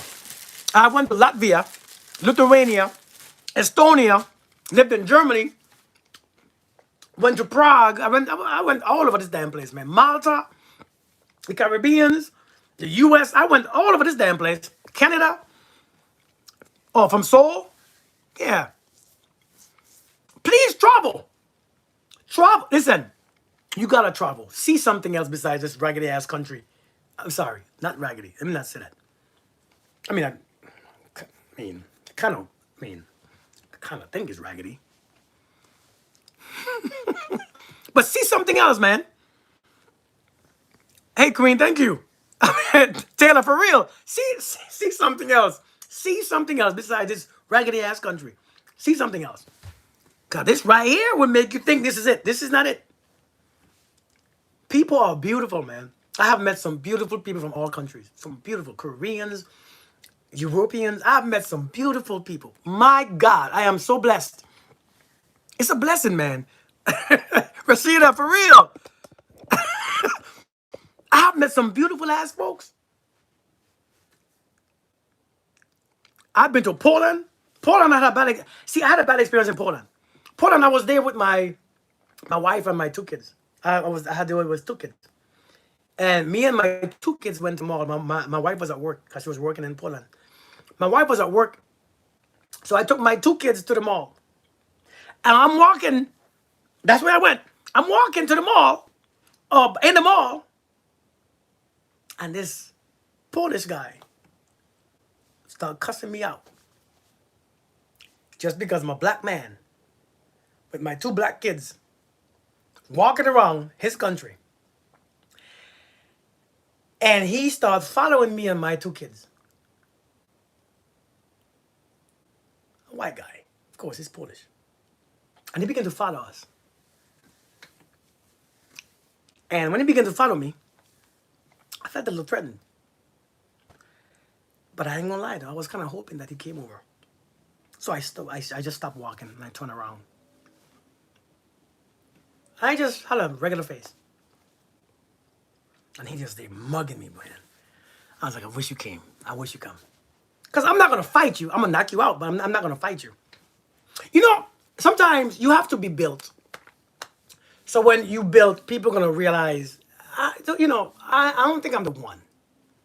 And so for the past 20 plus years as a man, as a protector of my family, I keep myself a certain strength, a certain look. I have a certain look about me. And I do it intentionally. I show you my arms when I walk.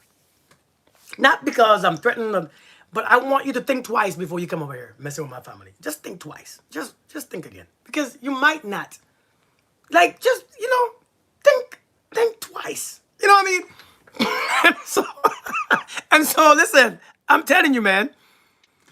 And so I just, he following me, so I just stopped walking. I just hate that my kids were there. I didn't say anything to them because I don't want him to think, hate is right here. So I didn't say anything to my kids because I didn't want him to think anything crazy. So I just stood up. I turned around facing him. My kids didn't know. When I stopped walking, he stopped walking. And I turned this way. Not defensive. I ain't saying nothing. I ain't want to cuss nobody out. I ain't going to raise my voice. I'm in a whole different country. And he walked away. That was in Poland. I mean, I know I'm not accepted everywhere. I know I'm not accepted. I know I'm black. I know a black man would not be here with a big nose. I'm not accepted anywhere. But I don't care. Who cares? There are still beautiful people everywhere you go. Everywhere you go, you will find them. Every single country, every nation, every city, every town, every neighborhood, you will find them if you just be open.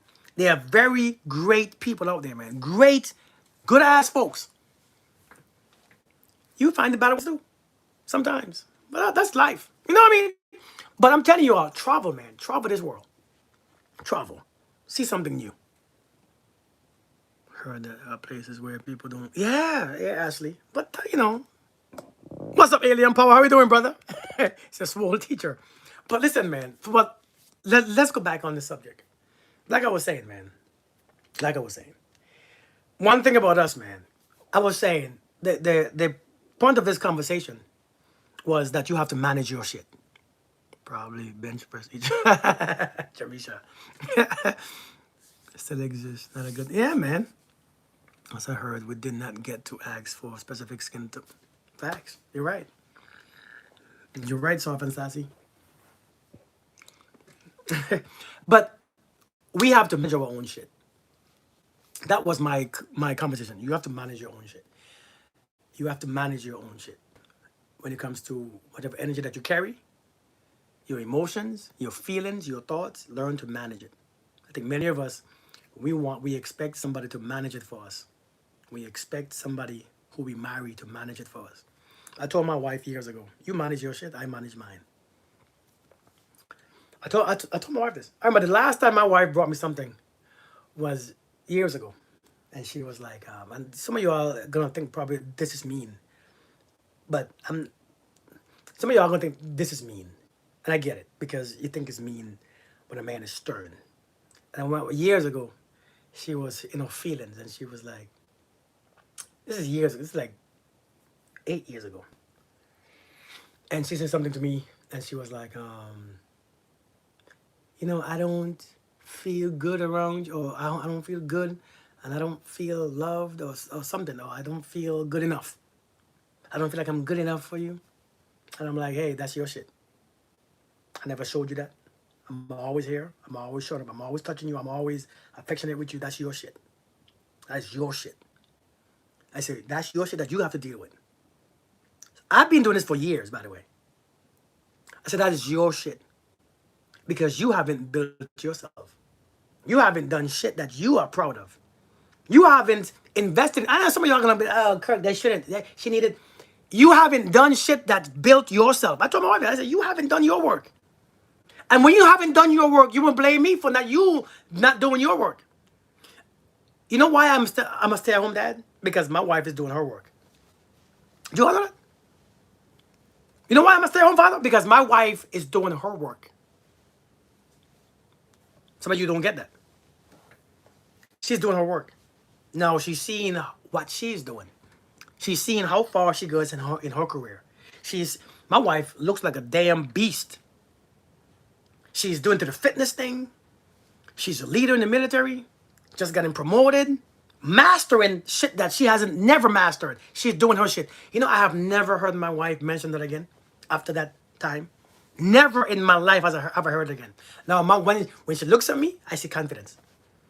When she speaks, I see. When she go to work, I see confidence. She doing her shit. When you're doing your shit, all that I don't feel like I'm enough, that's your shit that came from some other place. Maybe your father, your raggedy ass father, right? Because we have to understand that raggedy ass father that you had, that didn't show up for you, that wasn't there for you, that didn't love you, that's that shit. Don't bring it over here. That's not this shit. That's your father's shit. Oh, if it's so hot, I'll leave Tim. Veranda. Right? Because again, listen, let's be honest, we all came with shit, right? Hey, Fancy Face, we all came over with some shit. I came to her with some shit. She came to me with some shit. I came to her with a lot of shit. Hey, Sydney. And so when my wife came to me, right, she had just got divorced from her ex-husband, who wasn't much. He wasn't really that much. He wasn't someone to brag about to her parents, right? Her father wasn't in her life since she was 10. And so at 10 years old, he left. Never really played a part. Never seen him. And so I know when she came to me, she came with some shit. And so I told my wife, all right now, let's go to counseling. Come on, counseling. Because you got to fix that shit. Because you can't live with this shit. And I'm saying shit on purpose because I know some of you all, you curse too much. No, I'm saying shit because it's shit. We got shit. So I hope I don't offend you when I say shit. That word is the only thing I can say. That's your shit that you came in with. You fix that shit. That's your responsibility. That's from your father. That's from your ex-husband. That's not my shit. Don't bring it over here. You manage that shit. Don't put it on me. Don't put it on me. And the shit that I come with, I manage my shit. I should have made it BS teaching. You need to heal. Right? Facts. My cheating ways, my abuse, I'm managing that shit right now. Because it didn't work before. So let me manage my shit. You all don't get it. Thank you, Miss Fabulous. You all don't get it, right? My cheating shit, let me learn to manage it. My lusting shit, let me manage it now. You all don't get it? Oh, is it too real for you all? Or is it too much information that you all don't want to hear? Because you all probably want to think that you all, it's still, since you are taking that information from me, you want to think that I'm a good guy. I'm not a good guy, you know. I'm not a good guy. I'm an intentional man. I'm not a good man. I'm intentional. It's two different things. I'm not good. It's true shit, right? I'm intentional. Yeah, I'm not. I never met a good man. There's no good man. I'm an intentional man who's doing what I know for a fact works. Manage your shit. And now so now I assist her in she assists me in managing my shit. She assists me good time. I remember when I'm going through my shit, especially that freaking combat shit that she didn't make me get. When I went to combat, when I went to war, and I'm stuck at that moment when PTSD hit when PTSD hit me, and she know I'm dealing with shit, she helps me. She looks at me so calmly. In that moment, I'm not forced to do anything. I'm not forced to react. I'm not forced to hurry up. She's patient and she helps me with my shit. She said, "You okay?"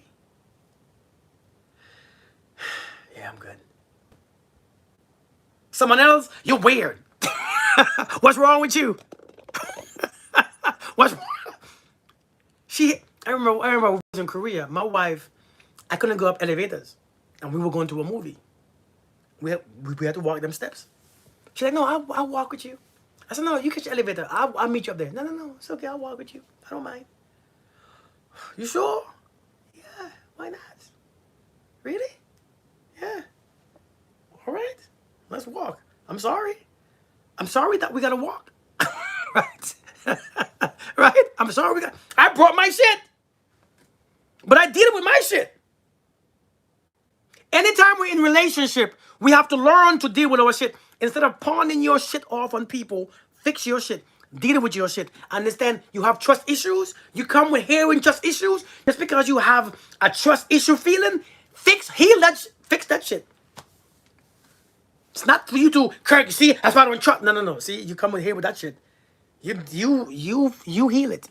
Because like Miranda said, social media is telling you all that you gotta come heal. You ain't coming to heal. You ain't coming to heal. You're gonna come with issues from the last one. Come on now. Family accepted by this white lady. Sub to your. Thank you so much. I'm curious, Susan. Thank you so much. I appreciate you, Susan. Thank you so much.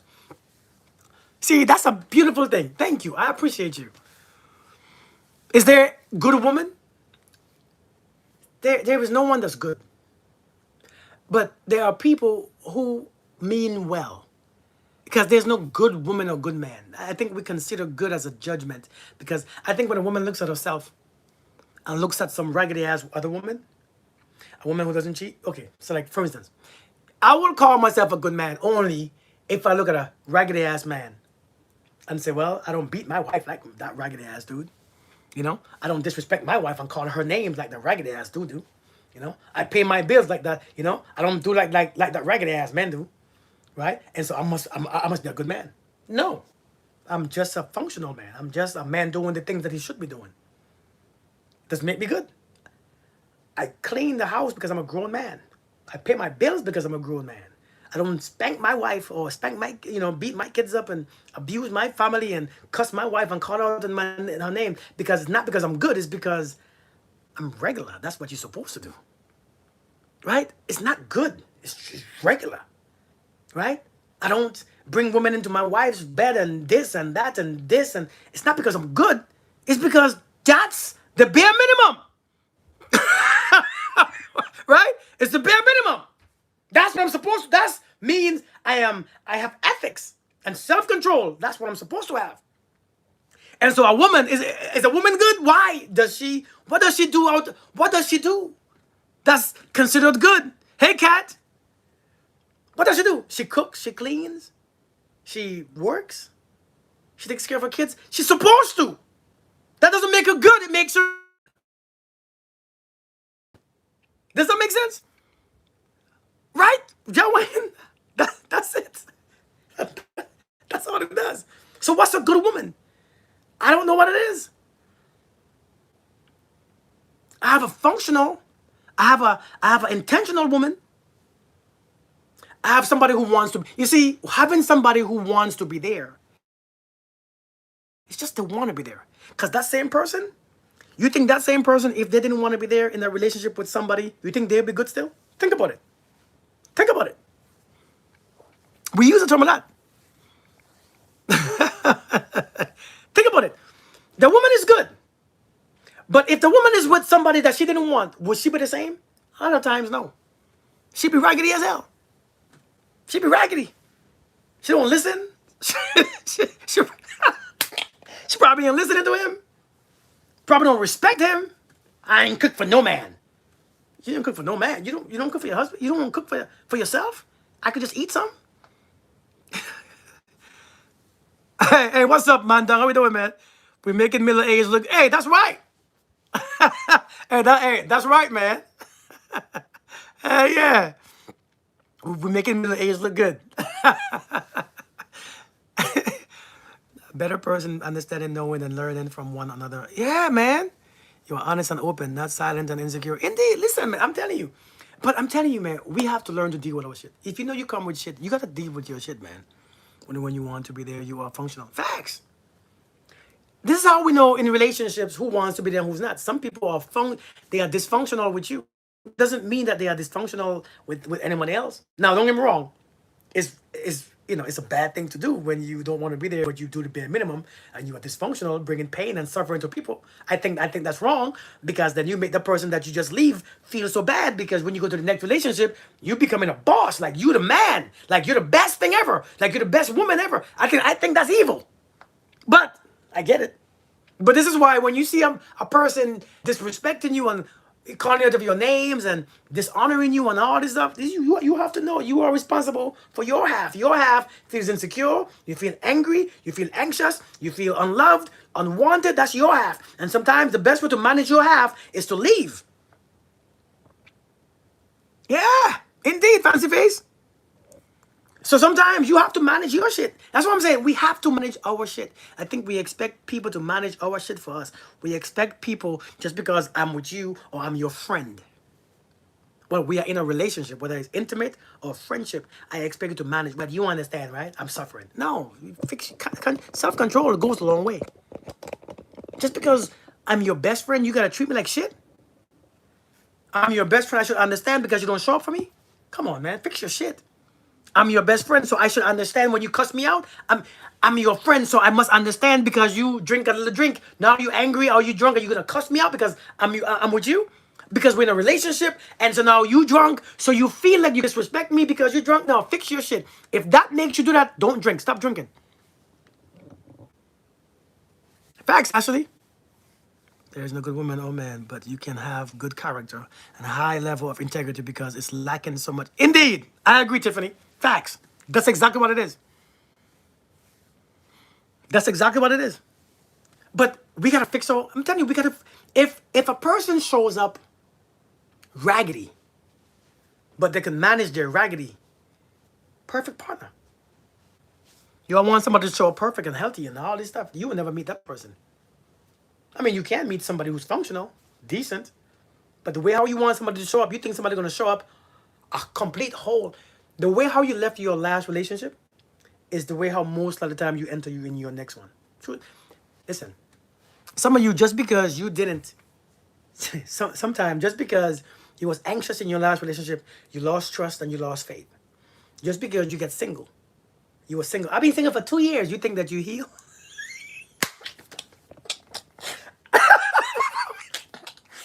Just because you wasn't triggered in the past 2 years, you think that I'm healed. No, you just ain't been bothered. You just ain't been triggered. Because ain't nobody been there. Ain't nobody been there. And so you didn't have to be triggered. You didn't have to be insecure. You didn't have to be, you have no reason to. You have no reason to show up crazy. Because if you show up crazy in your own home by yourself and you're single, now you're double crazy. So now, 2 years pass, I'm better now. You enter your next relationship, you see something. No, it's okay. It's perfectly fine. There's nothing wrong with you. Memory kicks in. Feeling kicks in. Reality kicks in. It's okay. It doesn't mean that you're not healed. It means you still remember. It's okay. Listen, you're going to go easy on yourself. It's okay. With the same shit, right? Fancy face. Listen, it's okay. See, if I like you and I respect you, would you come in with that shit? I'll create a safe place so you can fix that shit. I'll be a safe space for you. But while I'm being a safe space for you, fix your shit though. Because a lot of times when you lose trust in a relationship, you find it in another one.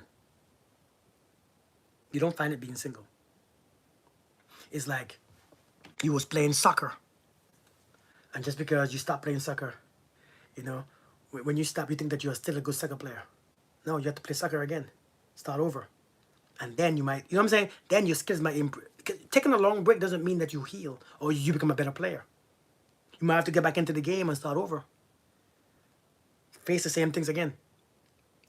But that's how we learn. That's how we evolve. Some of you don't want to take, some of you don't want to do it again because you're afraid to be triggered. Because if you're triggered, you think something is wrong with you. No, I mean, yes, it means that you are not free there yet, but it's okay. Because when my wife showed up, she was effed up. A matter of fact, I was effed up. Shit. I think that's why I attracted her. We was two effed up people. Effed up. You see my wife now, and you think she's so calm and quiet. When I met my wife was mother effing this, mother eff that, bitch this, bitch that. Some of you can't even see that. I met the chick. That chick was mother eff this, mother eff that, bitch this, nigga that. And this is what she looked like even at that time. See how cute she was? This was us. That's how she showed up. Cute. But bitch this, mother effing this, F this. Now, my wife don't cuss around me. She doesn't cuss around me. She doesn't. She knows I don't do the cussing thing like that. I say shit. F word, mother. But now, she don't even cuss out loud. She don't even cuss out loud. Now her energy is peaceful and calm. You can't trigger my wife anymore. My wife is perfectly healthy. Because I had to create a space. I had to create a space. When I created that space, she learned to stop being insecure. Right? She learned to relax. She learned that she was not under heavy threat. What's up, Miss Anthony? How you doing, man? She just relaxed. And now she has been relaxed for so many years that she's at peace. She's calm. She's working on herself. I'm telling you, the best time to work on yourself sometimes, I think a lot of people stop working on themselves when they get in relationships. You work on, if you can't work on yourself better or more when you're in a relationship, that's the wrong relationship for you. You saw her potential and that made her see the potential in herself. I had to, listen, I had to. Listen, she didn't even see it. I had to see it for her. You know, when I met my wife in the military at this stage right here, and I'm gonna be honest, I'm gonna be honest, okay? I'm gonna be honest. Hey, Tamara, I'm gonna be very honest. When I met my wife was a certain rank in the military, right? She was a certain rank. I met my wife, we started dating. My wife gonna tell me, well, she wasn't my wife yet. We was dating. She gonna tell me, I said, you're gonna, you know, get promoted and stuff? She's like, no, I don't care. What do you mean you don't care? I don't care to get promoted. But you get paid more. I don't, yeah, they can keep it. I don't know what I want to do. I want to do something else. But what are you gonna do? You're grown now. You're a grown-ass woman. Now what are you gonna do? Now this is us, we start dating. It's about 6 months in. She said, I don't know, but I'm not trying to get promoted. I said, well, here's the deal. You're talking to the wrong man. So if this is who you are, being a stagnant person, you're not gonna be. I'm not. I have no. We're not gonna match. I don't want a woman who is stagnant or stuck. I can't. I don't want a woman who is just ridiculous and she don't want to grow. I can't, because you can get promoted now. You have enough time in. You have enough experience. You can get promoted now if you wanted to. No, I don't want. Well, all right. Well, you're so cute, but listen, I gotta go. She's like, what do you mean? She said, okay, fine. I said, fine what? No. You don't have to. I'm just telling you. I don't deal with women who not growing. I can't. I think it's very boring.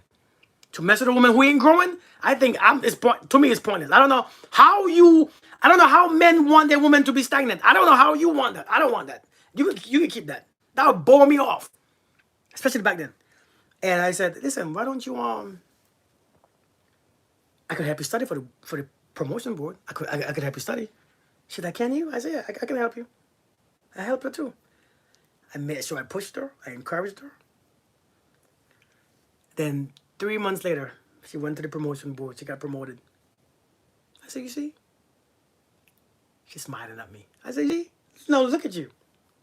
Look at you, Staff Sergeant Reed. Girl, look at you. Congratulations. One day she came to me and she said, what do you think I need for the next rank? I said, what? You want to get promoted again? Right? I said, you want to get promoted? She's like, yeah. She said, do you think I could be a good drill sergeant? No. I said, I think you should go to be a drill sergeant next. Because when I met my wife, she had this small little voice. Hey, girl. This little voice. Like, come on now, speak up. Say it from your chest. I said, I think that you should go be a drill sergeant. She said, what do you mean? Be a drill sergeant? She said, I can't do that. I said, girl, you'd be amazing. I was lying too. I said, I think you'd be amazing. I said, you would be a badass drill sergeant. She said, really? I said, yeah, you'd be bad as hell. She said, but my voice. I said, your voice will change, don't worry. I said, I said, you don't argue and you're not loud. You're not a loud person. So you ain't got to be loud and scream. That's just TV. That's TV telling you that nonsense. Them old movies. I said, girl, you'd be a great. And a matter of fact, if you become a drill sergeant, that will set you for the next promotion because they want drill sergeants to get promoted. She said, you really think I could do it? Girl, of course you can. You'll be a beast. I said, come on, let's do it. I was lying my ass off. I had no idea. Can I be honest? Man, Mr. Anthony, I had no idea. I was lying my ass off. Lying. But she felt encouraged, right? And so she called the military and she emailed them. She said, Kirk, guess what? They put me on assignment to be a drill sergeant. I said, yes, that's what I'm talking about. Oh, I'm scared. Now I'm scared to death now. So I'm like, oh, shit. Okay, I got to win some stuff. So I got to win some stuff. So now I begin to prepare her because I was a drill sergeant before. So I begin to talk to her and tell her, and hey, listen, your voice is perfectly fine. Don't worry about your voice. Just be honest. Don't try to be angry. I said, when you speak, people will never know. They will never know if you mean it or not. So they won't try to manipulate you. Your voice, you're a little person. You look young, but your demeanor. Boy, my wife went to drill sergeant school. My wife came out like this. I said, whew! She sent me the picture. I was like, that's what I'm talking about. Because a lot of people in her class failed out. And she was calling me every night, crying and being scared. Kirk, I don't know if I can do it. Girl, of course you can. I said, girl, I did it. When she sent me this picture, I was like, yep, you made it. There you go. You a beast. Whew, I said, God dang, boy, I was lying, but I wasn't lying. Then she became a drill sergeant. She became a drill sergeant. As soon as she became a drill sergeant, she became a senior. That means she was the senior drill. She managed all the drill sergeant in her unit. She was asking me, Kirk, do you think I could do it? Girl, of course you can. I didn't know. Did I know? No. I had no idea. But I was like, hell yeah, you can. Then she got promoted to E7. I said, see? Look at you growing. Look at you. You're the E7 now. You're doing all your shit. I said, the next stage that you should do is this. Let's do this right here. You think I could do it? Of course you can. Girl, what's wrong with you? I was lying again. She did it. She got promoted again. I was like, damn, this chick is bad. F me up. I'm like, God damn, this chick is not stopping. You want to get out of the army, you got promoted 3 times again. I said, damn. Now she at the rank now that I retired as. So this is far as I could take you. I came out at E8. She's at E8 now. I retired at E8. She at E8 now, right, Miss Anthony? So I'm like, shit, I ain't never went past E8. So I don't know how I can help you. I don't know I don't know. So she's like, Kirk, you think I could make Sergeant Major? Of course you can, girl. Come on, let's do some.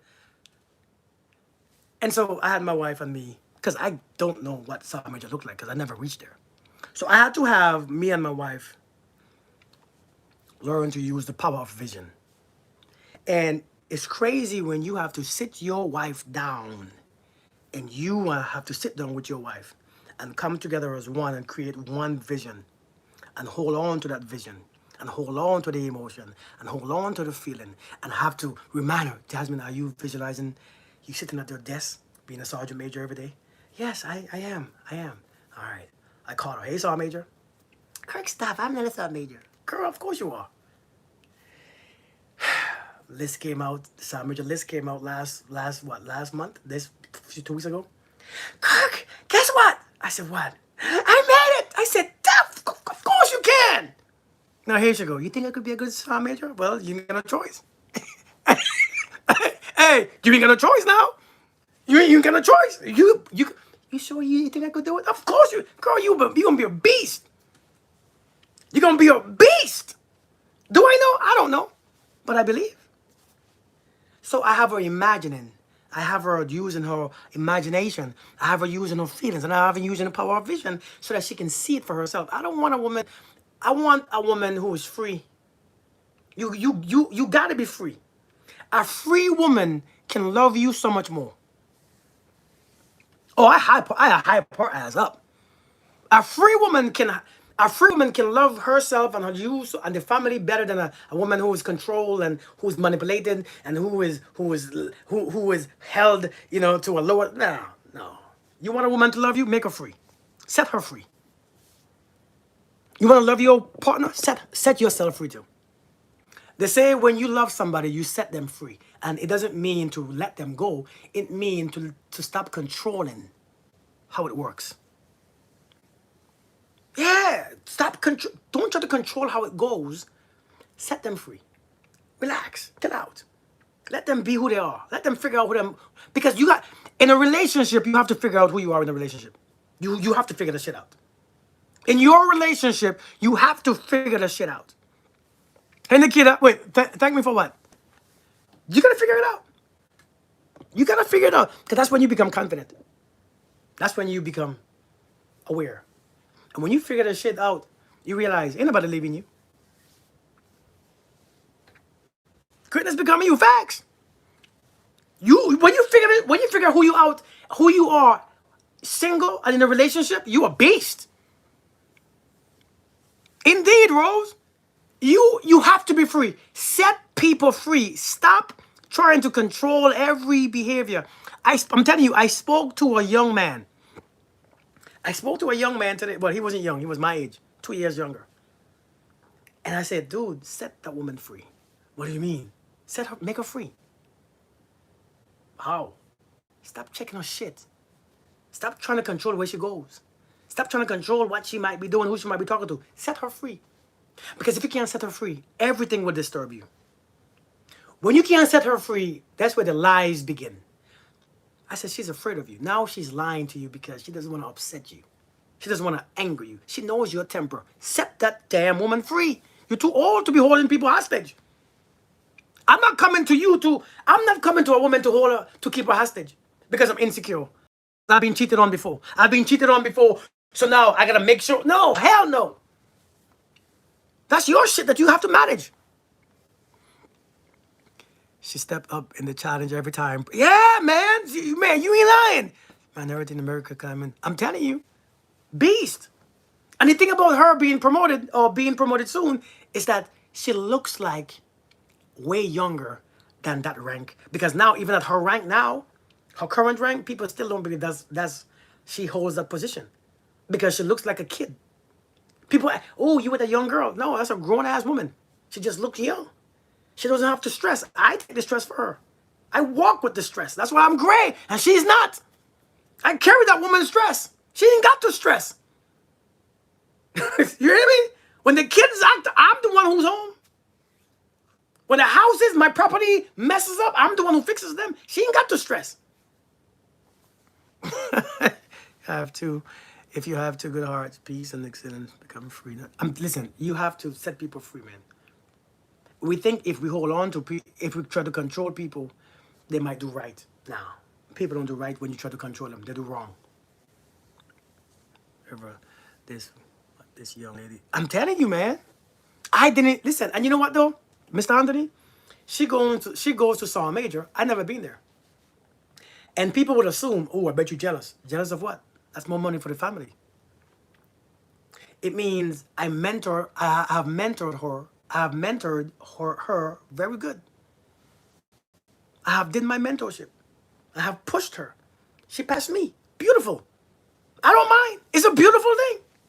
I'm very, but when she told me she made the list, I felt that it was me made the list. Because I was excited. I was excited just for her as she is for herself. Even more than she was. She should enter coach young men in marriage. She even Everest to me. Yeah. So I'm like, yeah. Shoot, I almost cried too. Hey, listen. Wait, what you're great at? I got you. When she wins, we both win. But that's what relationships are about. I think we are listen, man, I'm telling you. You fix your shit, I fix my shit. Two people, two halves, one whole relationship. Two halves.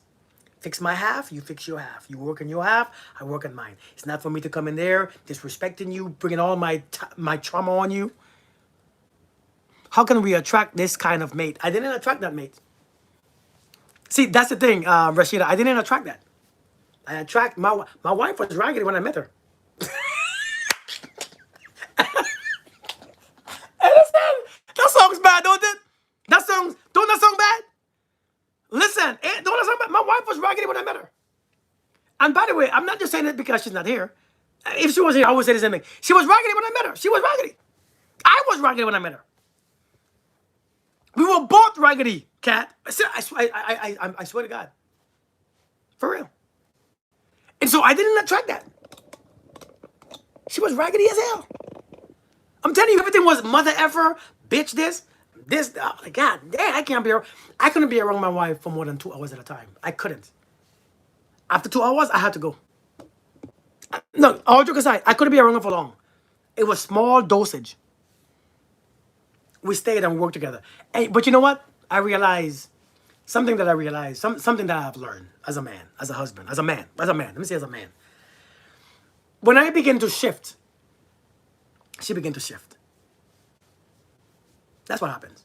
When I begin to shift, she began to shift. It wasn't for her to shift that I shifted. I shifted because I wanted to shift. The more I shifted, the more she became comfortable. And when I shift more, she became more relaxed. And I shifted and she shifted. And I shifted and she moved. And I shifted and she moved. And now I shifted and she shifted too. That's the thing. Right? That's the difference. I did my part.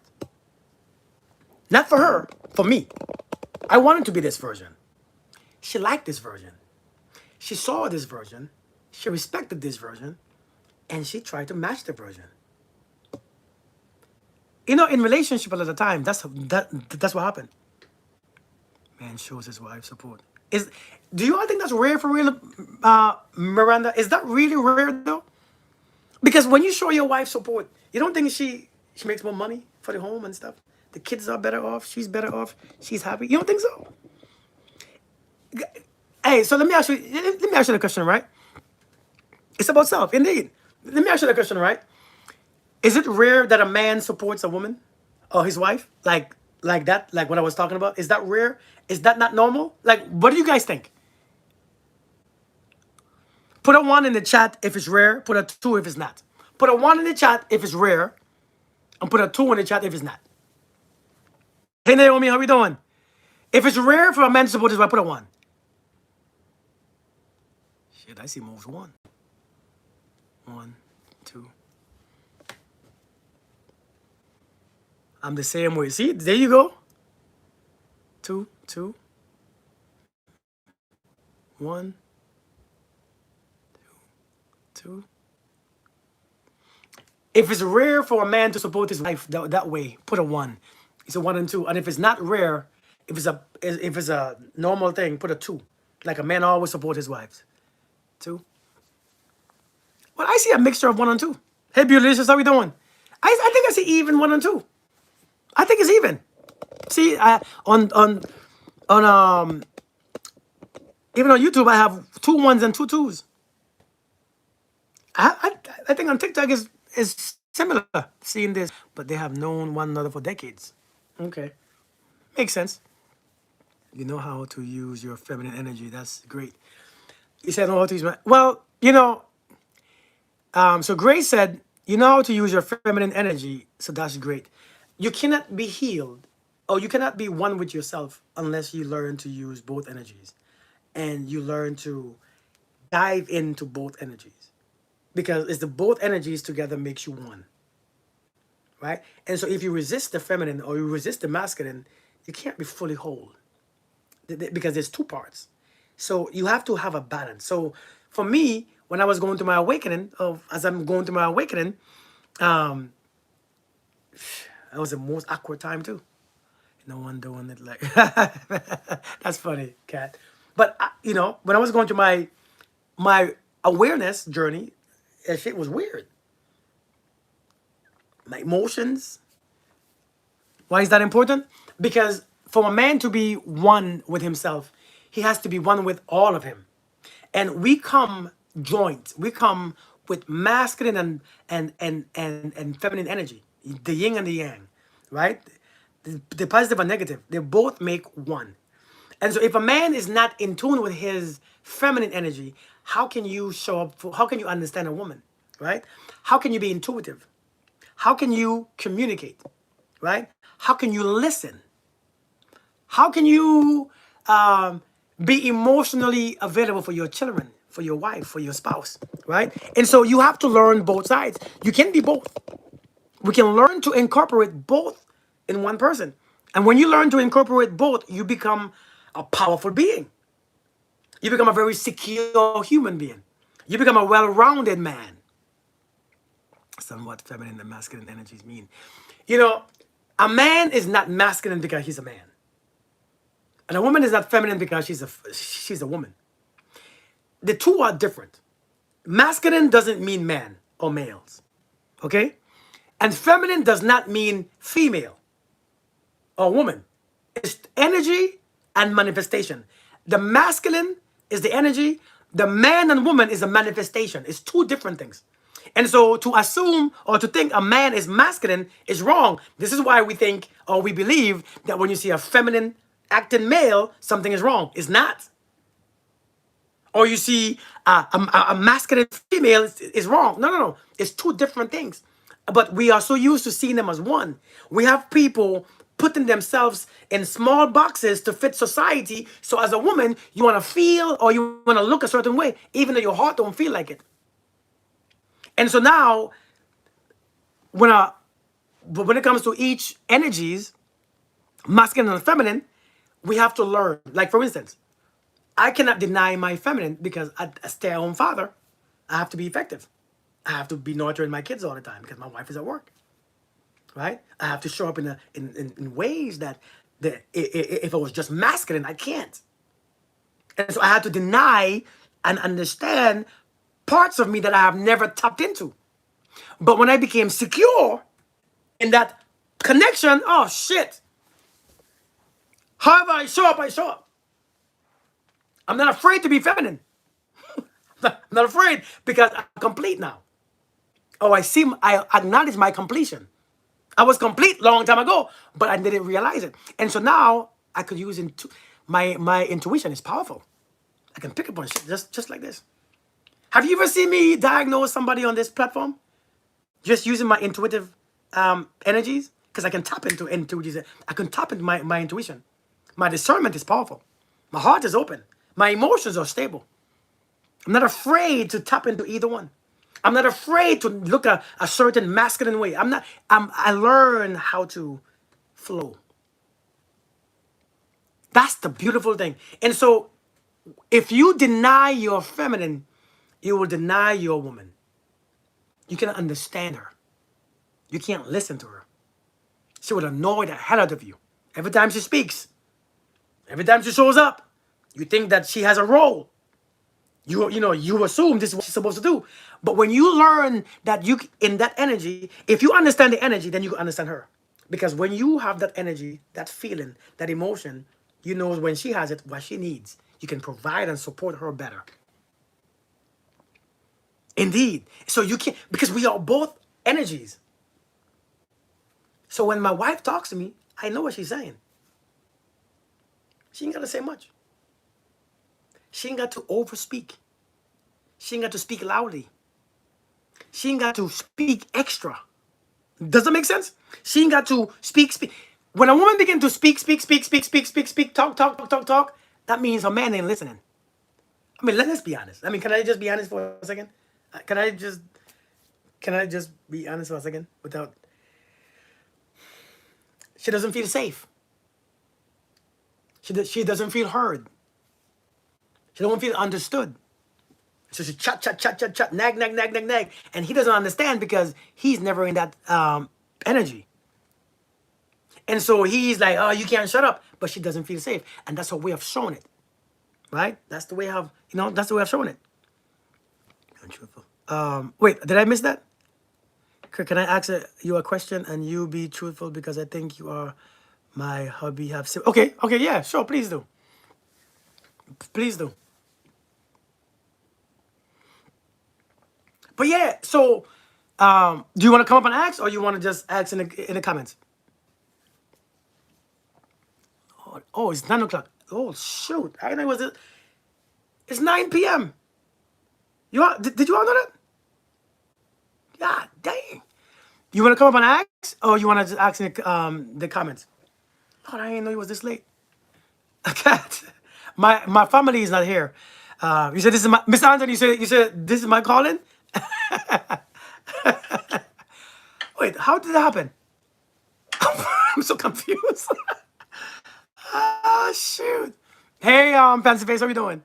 Hello, hi. Hi. Good night. Good night. How you doing? So, I think I'm listening to you, and I think you have, I don't know, I'm going to just ask you a question from your past. Okay. Because you and my husband have kind of similar behavior pattern right now. So, in your past, were you a womanizer? Yes. No offense. Question. Huh? Yeah, that's the question. Oh, I was terrible. I get it now. I was terrible. Yeah. But Yeah, my husband, as I remember on your live, I was telling you the other day that my husband have 7 kids with 7 different women. yeah. And people in the comments were like, how you deal with that man? Are you crazy or whatever? But the thing about it, what I noticed, when a man get to a certain place, if he's a womanizer in the past, when he get to a certain place and he find that person that he really want to be with, he becomes a completely different person.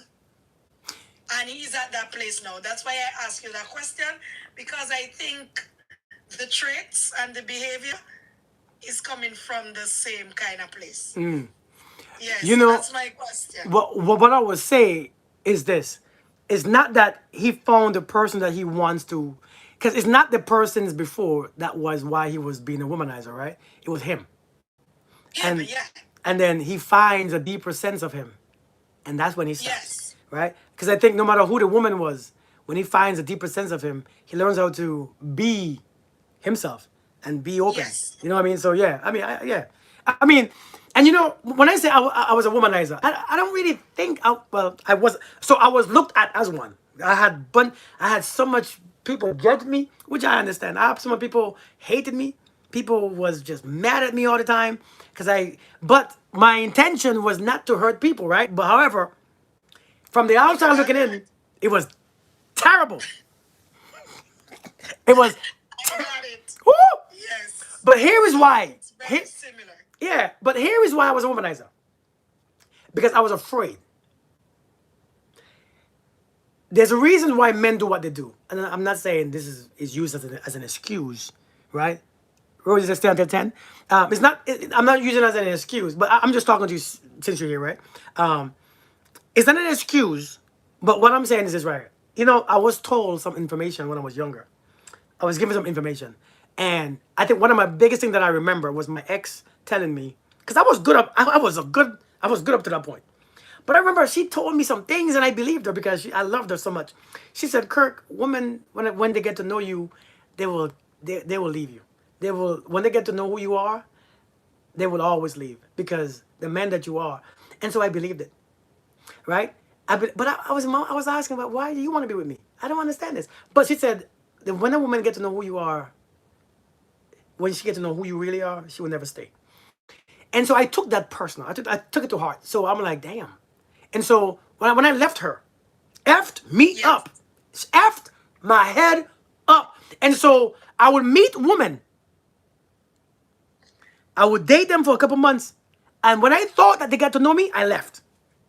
Because I knew if you knew me, You're gonna leave. you're going to leave. And so I was suffering that way. I swear to God, I was suffering. Because I wasn't bad before. But I was struggling so much. But I'm like, why do you think I'm bad? I'm not, I don't mean to be this. But you don't really like me. Like you won't like me when you get to know me. Like I don't think you would like me. So I left. And I left. And I left.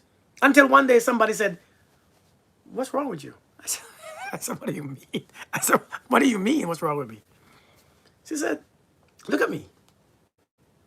I said, what do you mean? But I couldn't look at her. I said, what do you mean, look at me? I said, I don't look at you. She said, Kirk, you okay? I said, what do you keep asking me that? You know, like, what do you keep asking me that? I'm perfectly fine. She said, Kirk, look at me. I couldn't look at her. You know why I couldn't look at her? Because I was also told that I was ugly. And so I never looked at women in their faces. So I couldn't hold eye contact. So I never looked at you face to face. Never. For many years, I couldn't do it. For many years, I just couldn't do it. She said, Kirk, look at me. I said, but why? This is me, but why? I don't understand. She's right here. Why? What do you want me to look at you for? And she said, Kirk, you know, you're such a good man. I said, what do you mean? She said, you're good looking, you're handsome, you work hard. What do you mean? Why are you telling me this? And I had to turn around because tears came into my eyes that day. I was like, really? She said, Kirk, look at me. I said, I can't look at you. And, you know, I feel the emotion coming back now, right? And I'm like, you think I'm good looking? She said, what do you mean? You're a handsome man. Really? I was so confused. I said, really? You think I'm handsome? She's like, you're a very handsome guy. You think I'm a good guy? I think that night something broke me. After that, I calmed down. Because I was like, something is off. Something don't make sense. So you think I'm handsome for real? She said you're handsome. She said I'm And handsome? the other one said you're ugly. So I had a woman for many years who I was with who always told me I was not good looking. Always told me I'm only good looking when I smile. And if I'm not smiling, I'm not good looking. And so for many years I walked around just smiling. Just so I can feel somebody might think I'm good looking. F me up, man. F my mind up for years. And my actions and my behavior, I began to work on my body. So that's why my fitness journey started. Oh my God. Fancy face. When I tell you my fitness journey started, because if I'm ugly, at least I'll be fit. And effed me up for a long time. And so I began to work out. I begin to look good. I begin to gain that muscles. I begin to, but I never look at you in your face because look at my body. Don't look at my face. Don't look at my face. Just look at my body. Look here. Yeah. That's how I started. Sad, ain't it? Sad. If people keep saying all these things, I really wanna prove if I can really This is what I became. do different than what they're saying. See this right here? This is what I became. Wow. This is what I became at that time. Very rich. Very I'm telling you, but I was bad. all the packs around. But I was not there. I was gone. Yeah. I looked good, but I was gone. Messed me up, man. But wait, what were you saying? He said look good based on self-esteem No. by someone else. Yeah, people could tell you something and you believe it. Especially when it's your person. Yeah, if somebody tell you something and if they keep saying it, you will think it is true. Yeah, it sinks in. It sinks in your mind. Yeah. You really. And in a relationship, it's the same thing. If you have a man and you're always cursing him and telling him you're no good, you're no good, after a while, he start believing like I'm no good. Yeah. Somebody said, show the picture again. Why you want to see this picture again? Listen, I was ripped. She did that. She said that to you because you were handsome and she didn't want you to talk to other people. That was that manipulation you were talking about. So she wanted you to feel like that so you wouldn't approach other people. But you ended up getting your wings and flying and then turned it into Arnold Schwarzenegger, the black version, and then it was over. Thinks the same way about himself. I think he's handsome and fit. Yeah, man. I mean, men have issues, man. We have issues too. We have issues too. When you see a man keep going from woman to woman to woman, there's something there. It's not just because he's evil. I mean, yes, it looks like that from the outside. It's not because he is. It's something there that he's not trying to. He's not facing it. He's just not facing it. He's just not seeing it. True. Yeah. And so sometimes, yeah, you can't keep them in that stage. You have to, hey, okay, you go, because, it's not for me to fix. You go and fix your shit. But I won't be there while you're fixing it. True. But still, it's understanding that man is go. I remember when that woman told me, Miss Fabulous, when a woman told me, Kirk, why you can't look at me? Why you think you're a good man, you work hard? Then my sister repeated that same thing to me. My sister told me one day, she said, wait, what? She's my older sister. She said you were ugly.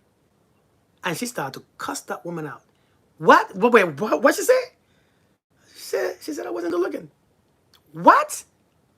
Boy, look at you. Boy, I felt good. I felt gooder. I would have cussed her out too, but I'm sorry. She would have got the business. I'd be like, who you talking to? She'd have been all kind of stuff. And I'd be like, okay. But still, I meant what I said. Yes, ma'am. Miranda wants you to bring her up. Oh, hey, listen, I can't stay long, because it's 9 o'clock. Hey, Mr. Anthony, what's up, man? How are you doing? Now, I wanted to ask you a question. Uh-huh.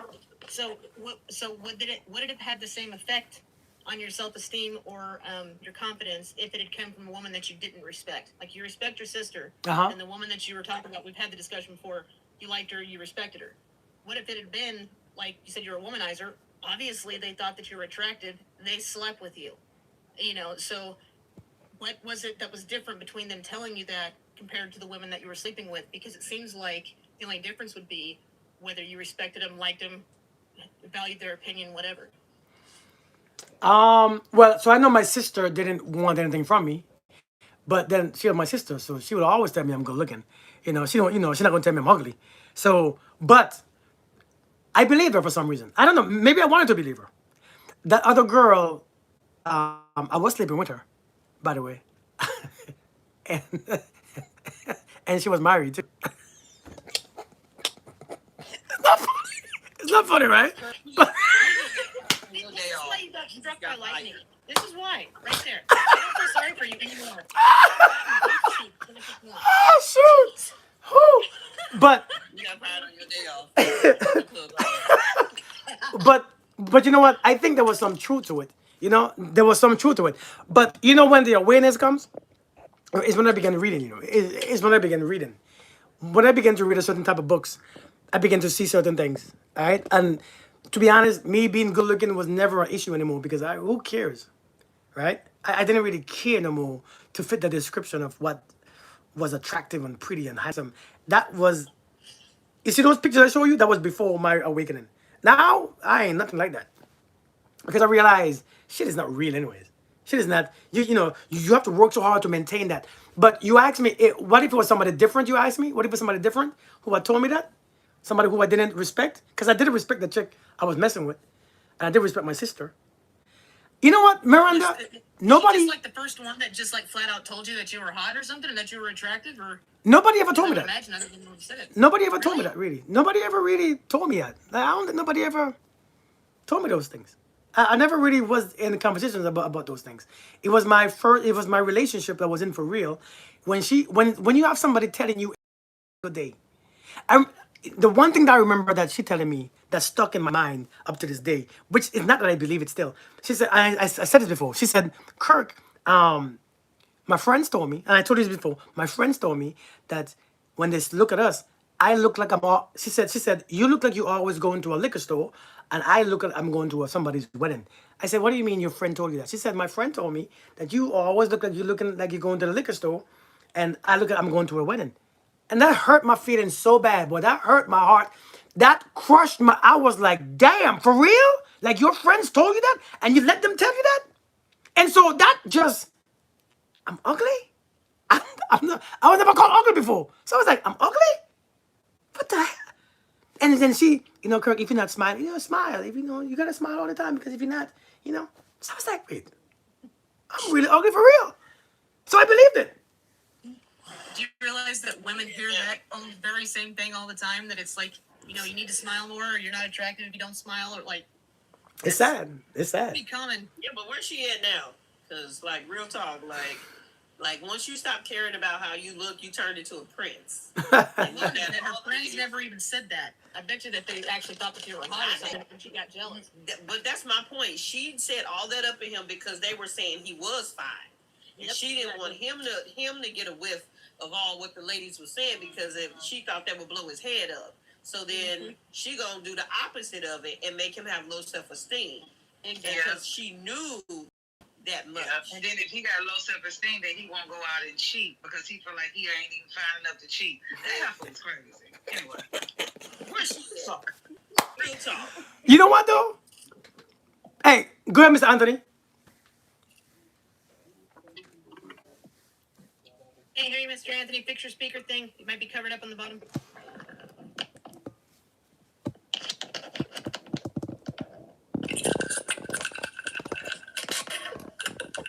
Alright guys, I'm coming to you. You said she brainwashed me? She didn't like herself. Can you hear me? Yeah, we can hear you now. Can you hear me now? Yeah. I was saying, wasn't that the young lady that was married that was telling you that? Yes, well, the one who told me that I was good looking, yes. Oh, yeah. Like, these perceptions that we place on people because we want to control the narrative of their lives, usually telling people, like her telling you that you needed to smile or you were ugly, those are things that she was placing on you because she was of the insecurity of losing you, and I know you know that because I've listened to you speak. Listening to your story, you have to understand how incredible it is because that whole dynamic of being able to talk about your life is a lot of times the biggest hindrance for men to progress. For 42 years, I've been with my wife, and I had to wholeheartedly accept everything that I am and be honest about who I am with that woman because she knew me anyway, so lying about life did not matter, and she made me a better person, and I see the person that you are, brother. And these ladies listen to you because you're giving them insight on things that they want to talk to their spouse about, or don't have a spouse, but are trying to figure out what's the dynamic they need to improve about themselves, or why the men aren't responding to them the way that you do, because you're observant and you can dissect pretty much any conversation you step into, and what it is his discernment is everything he tells you, and that's his truth. He doesn't lie. He doesn't hold back. He lets people know that even when the little white lie, he believed that his wife could do it, even though he didn't. He was saying he didn't believe, but he wouldn't let. He reinforced that fact that you could do this, and believe me, like him and I know the magnitude of the position she holds. That sergeant major position was something that we all coveted. Mm-hmm. And with the backing and support, like he wasn't joking with you about the way she was. He was telling you the way she was, not to put her down, but that's the beauty of being in a relationship with someone and building yourself along with the person that you love. So that growth is across the board, and you keep thinking that you're gonna find a complete man. Guess who that complete man is? Usually somebody else's husband. You need to work at building yourself with the person you love, and that's important in your life, and it will make a difference for you. I'm sorry about taking over, Kurt. I know you're good. Mute up. No, you're good. You're good. I just see and listen to. Think about this. How many chances do you think you're supposed to get in a relationship? I had a kid, and then I found out this about the person that I'm with, and I couldn't be there no more. Guess who that affects? It affects you. Mm-hmm. But guess who didn't get a choice in that whole scenario? That child that has to decide how to navigate your dynamic. You're working on you. But guess what? The hardest thing about being single, raising a child, is you're not raising that child either. And when you fight to keep that child away from the father, or vice versa, guess what? You are not raising the child either, because if you're going to work 8 to 10 hours a day, coming home, child's about ready to go to bed, get up next day to go to school. You see them on the weekend, but you're still trying to. Okay, wait a minute. How many times you've been in that situation where I got to go out. I need a vacation. I get away from this kid that you ain't really with. Yeah. So that's the dynamic of a family. The importance of understanding that you have to nourish your children together and overcome and grow with that man that you couldn't stand. I mean, I was married for 6 months, and I said, wow. Why did you say, wow, Mr. Anthony? I said, because, and I didn't say anything, and then she said it herself. Well, I kind of knew how he was. You say that you're not missing any of my lives anymore? I was more concerned about how I was going to fix. I didn't want to be alone, but when I got married after 6 months, I had to get out of there and wrote a book about it, from what I heard. And I'm not chastising that woman, but you're placating into the fact. Oh, yeah, I'll do it anyways. If you would have had children or anything else, you would have been without that. So that father would have been without a child. You would have been raising that child alone, or something like that would have happened. And believe me when I say that a single parent doesn't raise their child by themselves. They have the school system, which you give to your child at 4. You're worried about getting a daycare to take care of them if you're raising them by yourself. So other people are raising your children when you should be at home taking care. So you showing up? Them. It's good information, huh? Relationship with that man who you had to build because you chose him. You procreated with him. So y'all gotta grow together and realize that you gotta make it work. Thank you, Monique. Because you both created life. And I'm gonna land there. Sorry about that, Kurt. Thank you, Monique.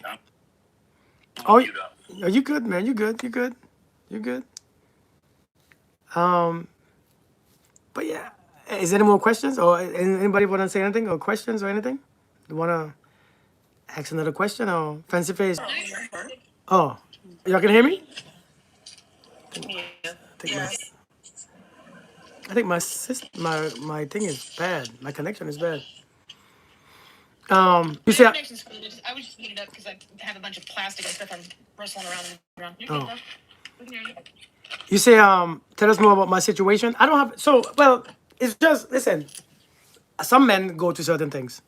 With some women go to certain things too. But I think a lot of times men we just look like we are dogs, but we don't really nobody see the wounds that we get, which again is not I'm not trying to make you feel sorry for us, right? But nobody see the wounds that we take sometimes, right? Because we didn't all grow up hearing that men or boys are good. You know, you just like your damn father, right? Like you hear things like you just like your father, and your father ain't shit, and men are men, boys gonna be boys, and we repeat these things. Boys gonna be boys, you know. A boy's gonna be boy, a man gonna be a man, and you adopt you adopt those sayings. Once you take those sayings to be real and true, you begin to act out, right? Like you begin to act out. You begin to do certain shit because it must be normal because my granddaddy doing it, you know, my father did it, my uncles are raggedy, you know, they're all raggedy, and so you begin to think that that's okay. And to be honest, you don't know any better because you think that you know better, but you don't because it's just boy's gonna be a boy, a man is gonna be a man. Like you really, in your heart, you really don't really, you really don't see the damage you're doing until your life becomes effed up because your life, because you know you hurt people for so long, your life becomes shit. Your life will become shit. It will become shit now. It will become shitty because you can't keep going around hurting people and assume that you're gonna be good. You know, it's an illusion. And so after a while, you realize, oh shit, this ain't working. What the hell did my grandfather do? Then you look at your grandfathers and your uncles and your cousins and you're like, wait, I didn't know you all was that raggedy. I thought you all was in standards. And you look at them now and you're like, shit, you raggedy for real. I could have been that. I'm happy I wasn't. You know what I mean?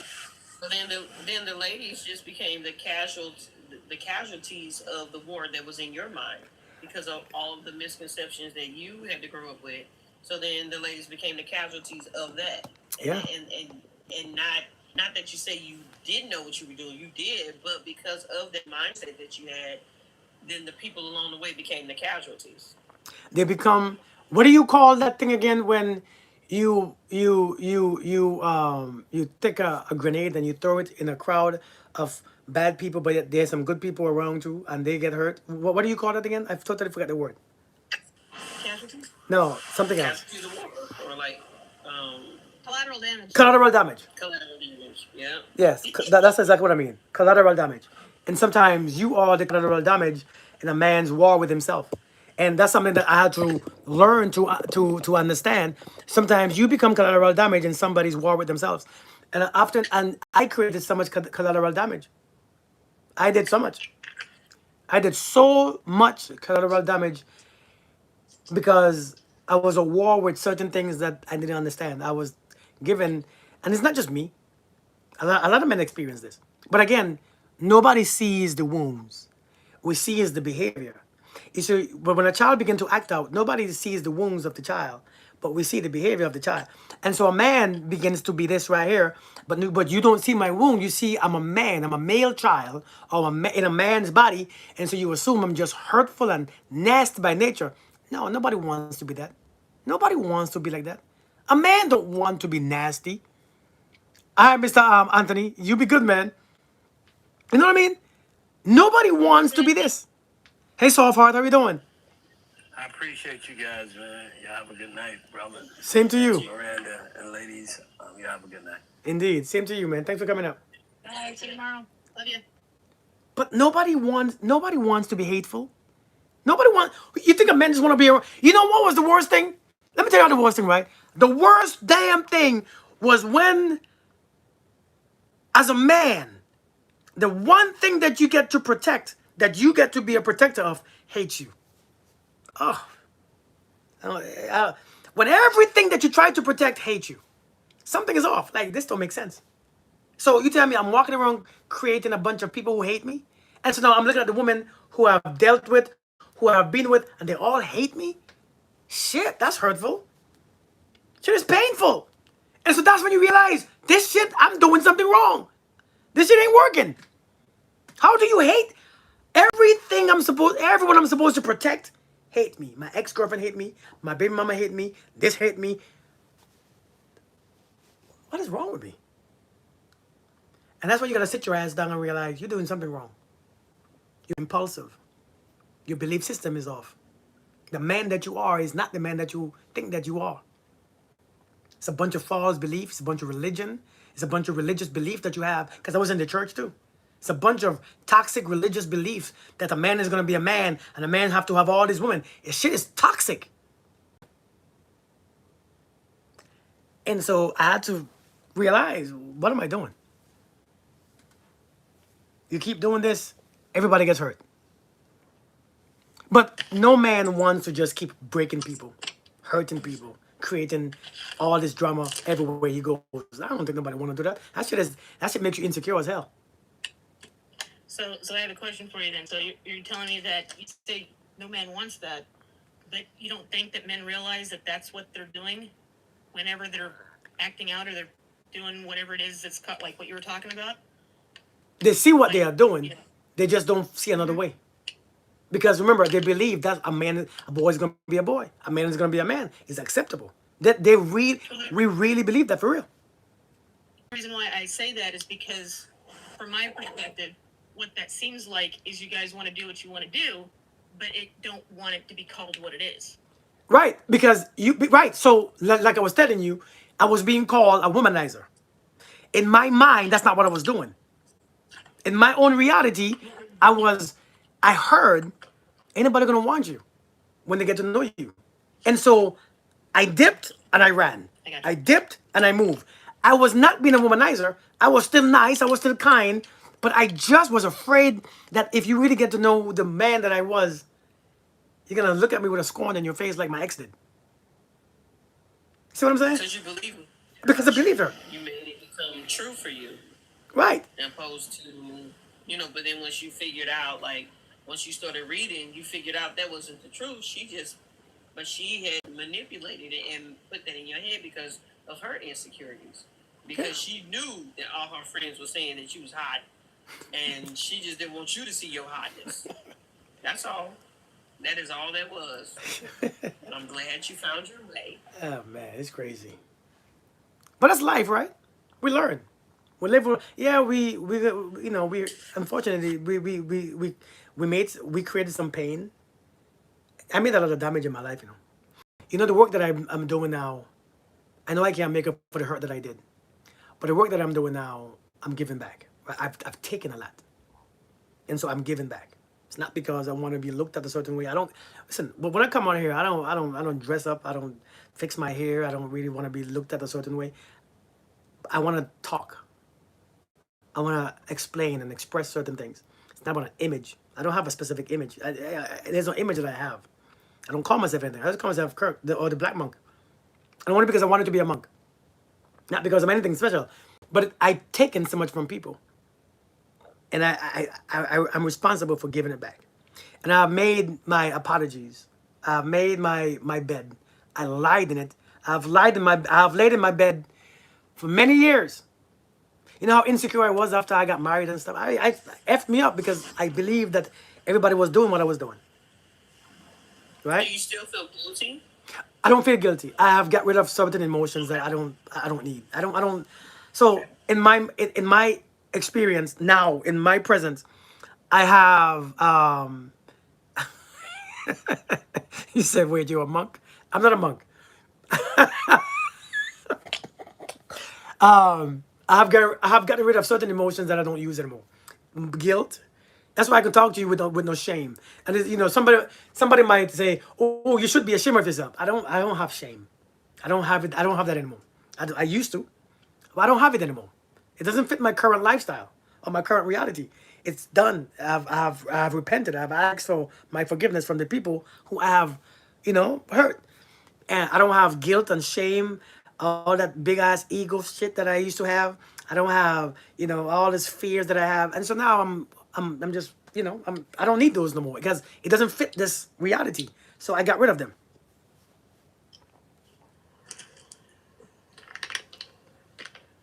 Hey Sharon, how are you doing? You are quiet. You are done. Ask me questions.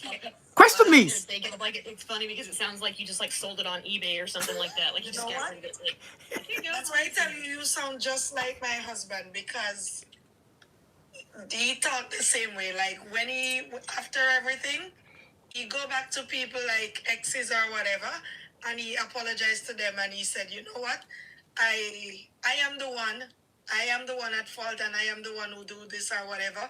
I'm the one who hurt you because I am always looking and thinking that you were supposed to do this or you were supposed to do that, but it was all on me. And he grew up, the way we grew up too, that contributed a lot to his behavior when it comes to women and stuff because he didn't grow up with his mom, that's number one.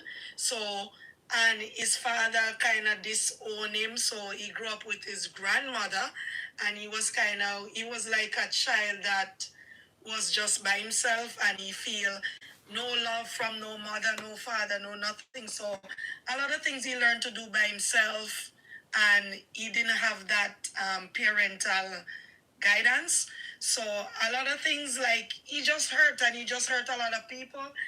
And sometimes like me and him would sit and talk about stuff, and he would be like, you know what, I was expecting people to make me happy and stuff, but all the time I realized I wasn't happy with myself.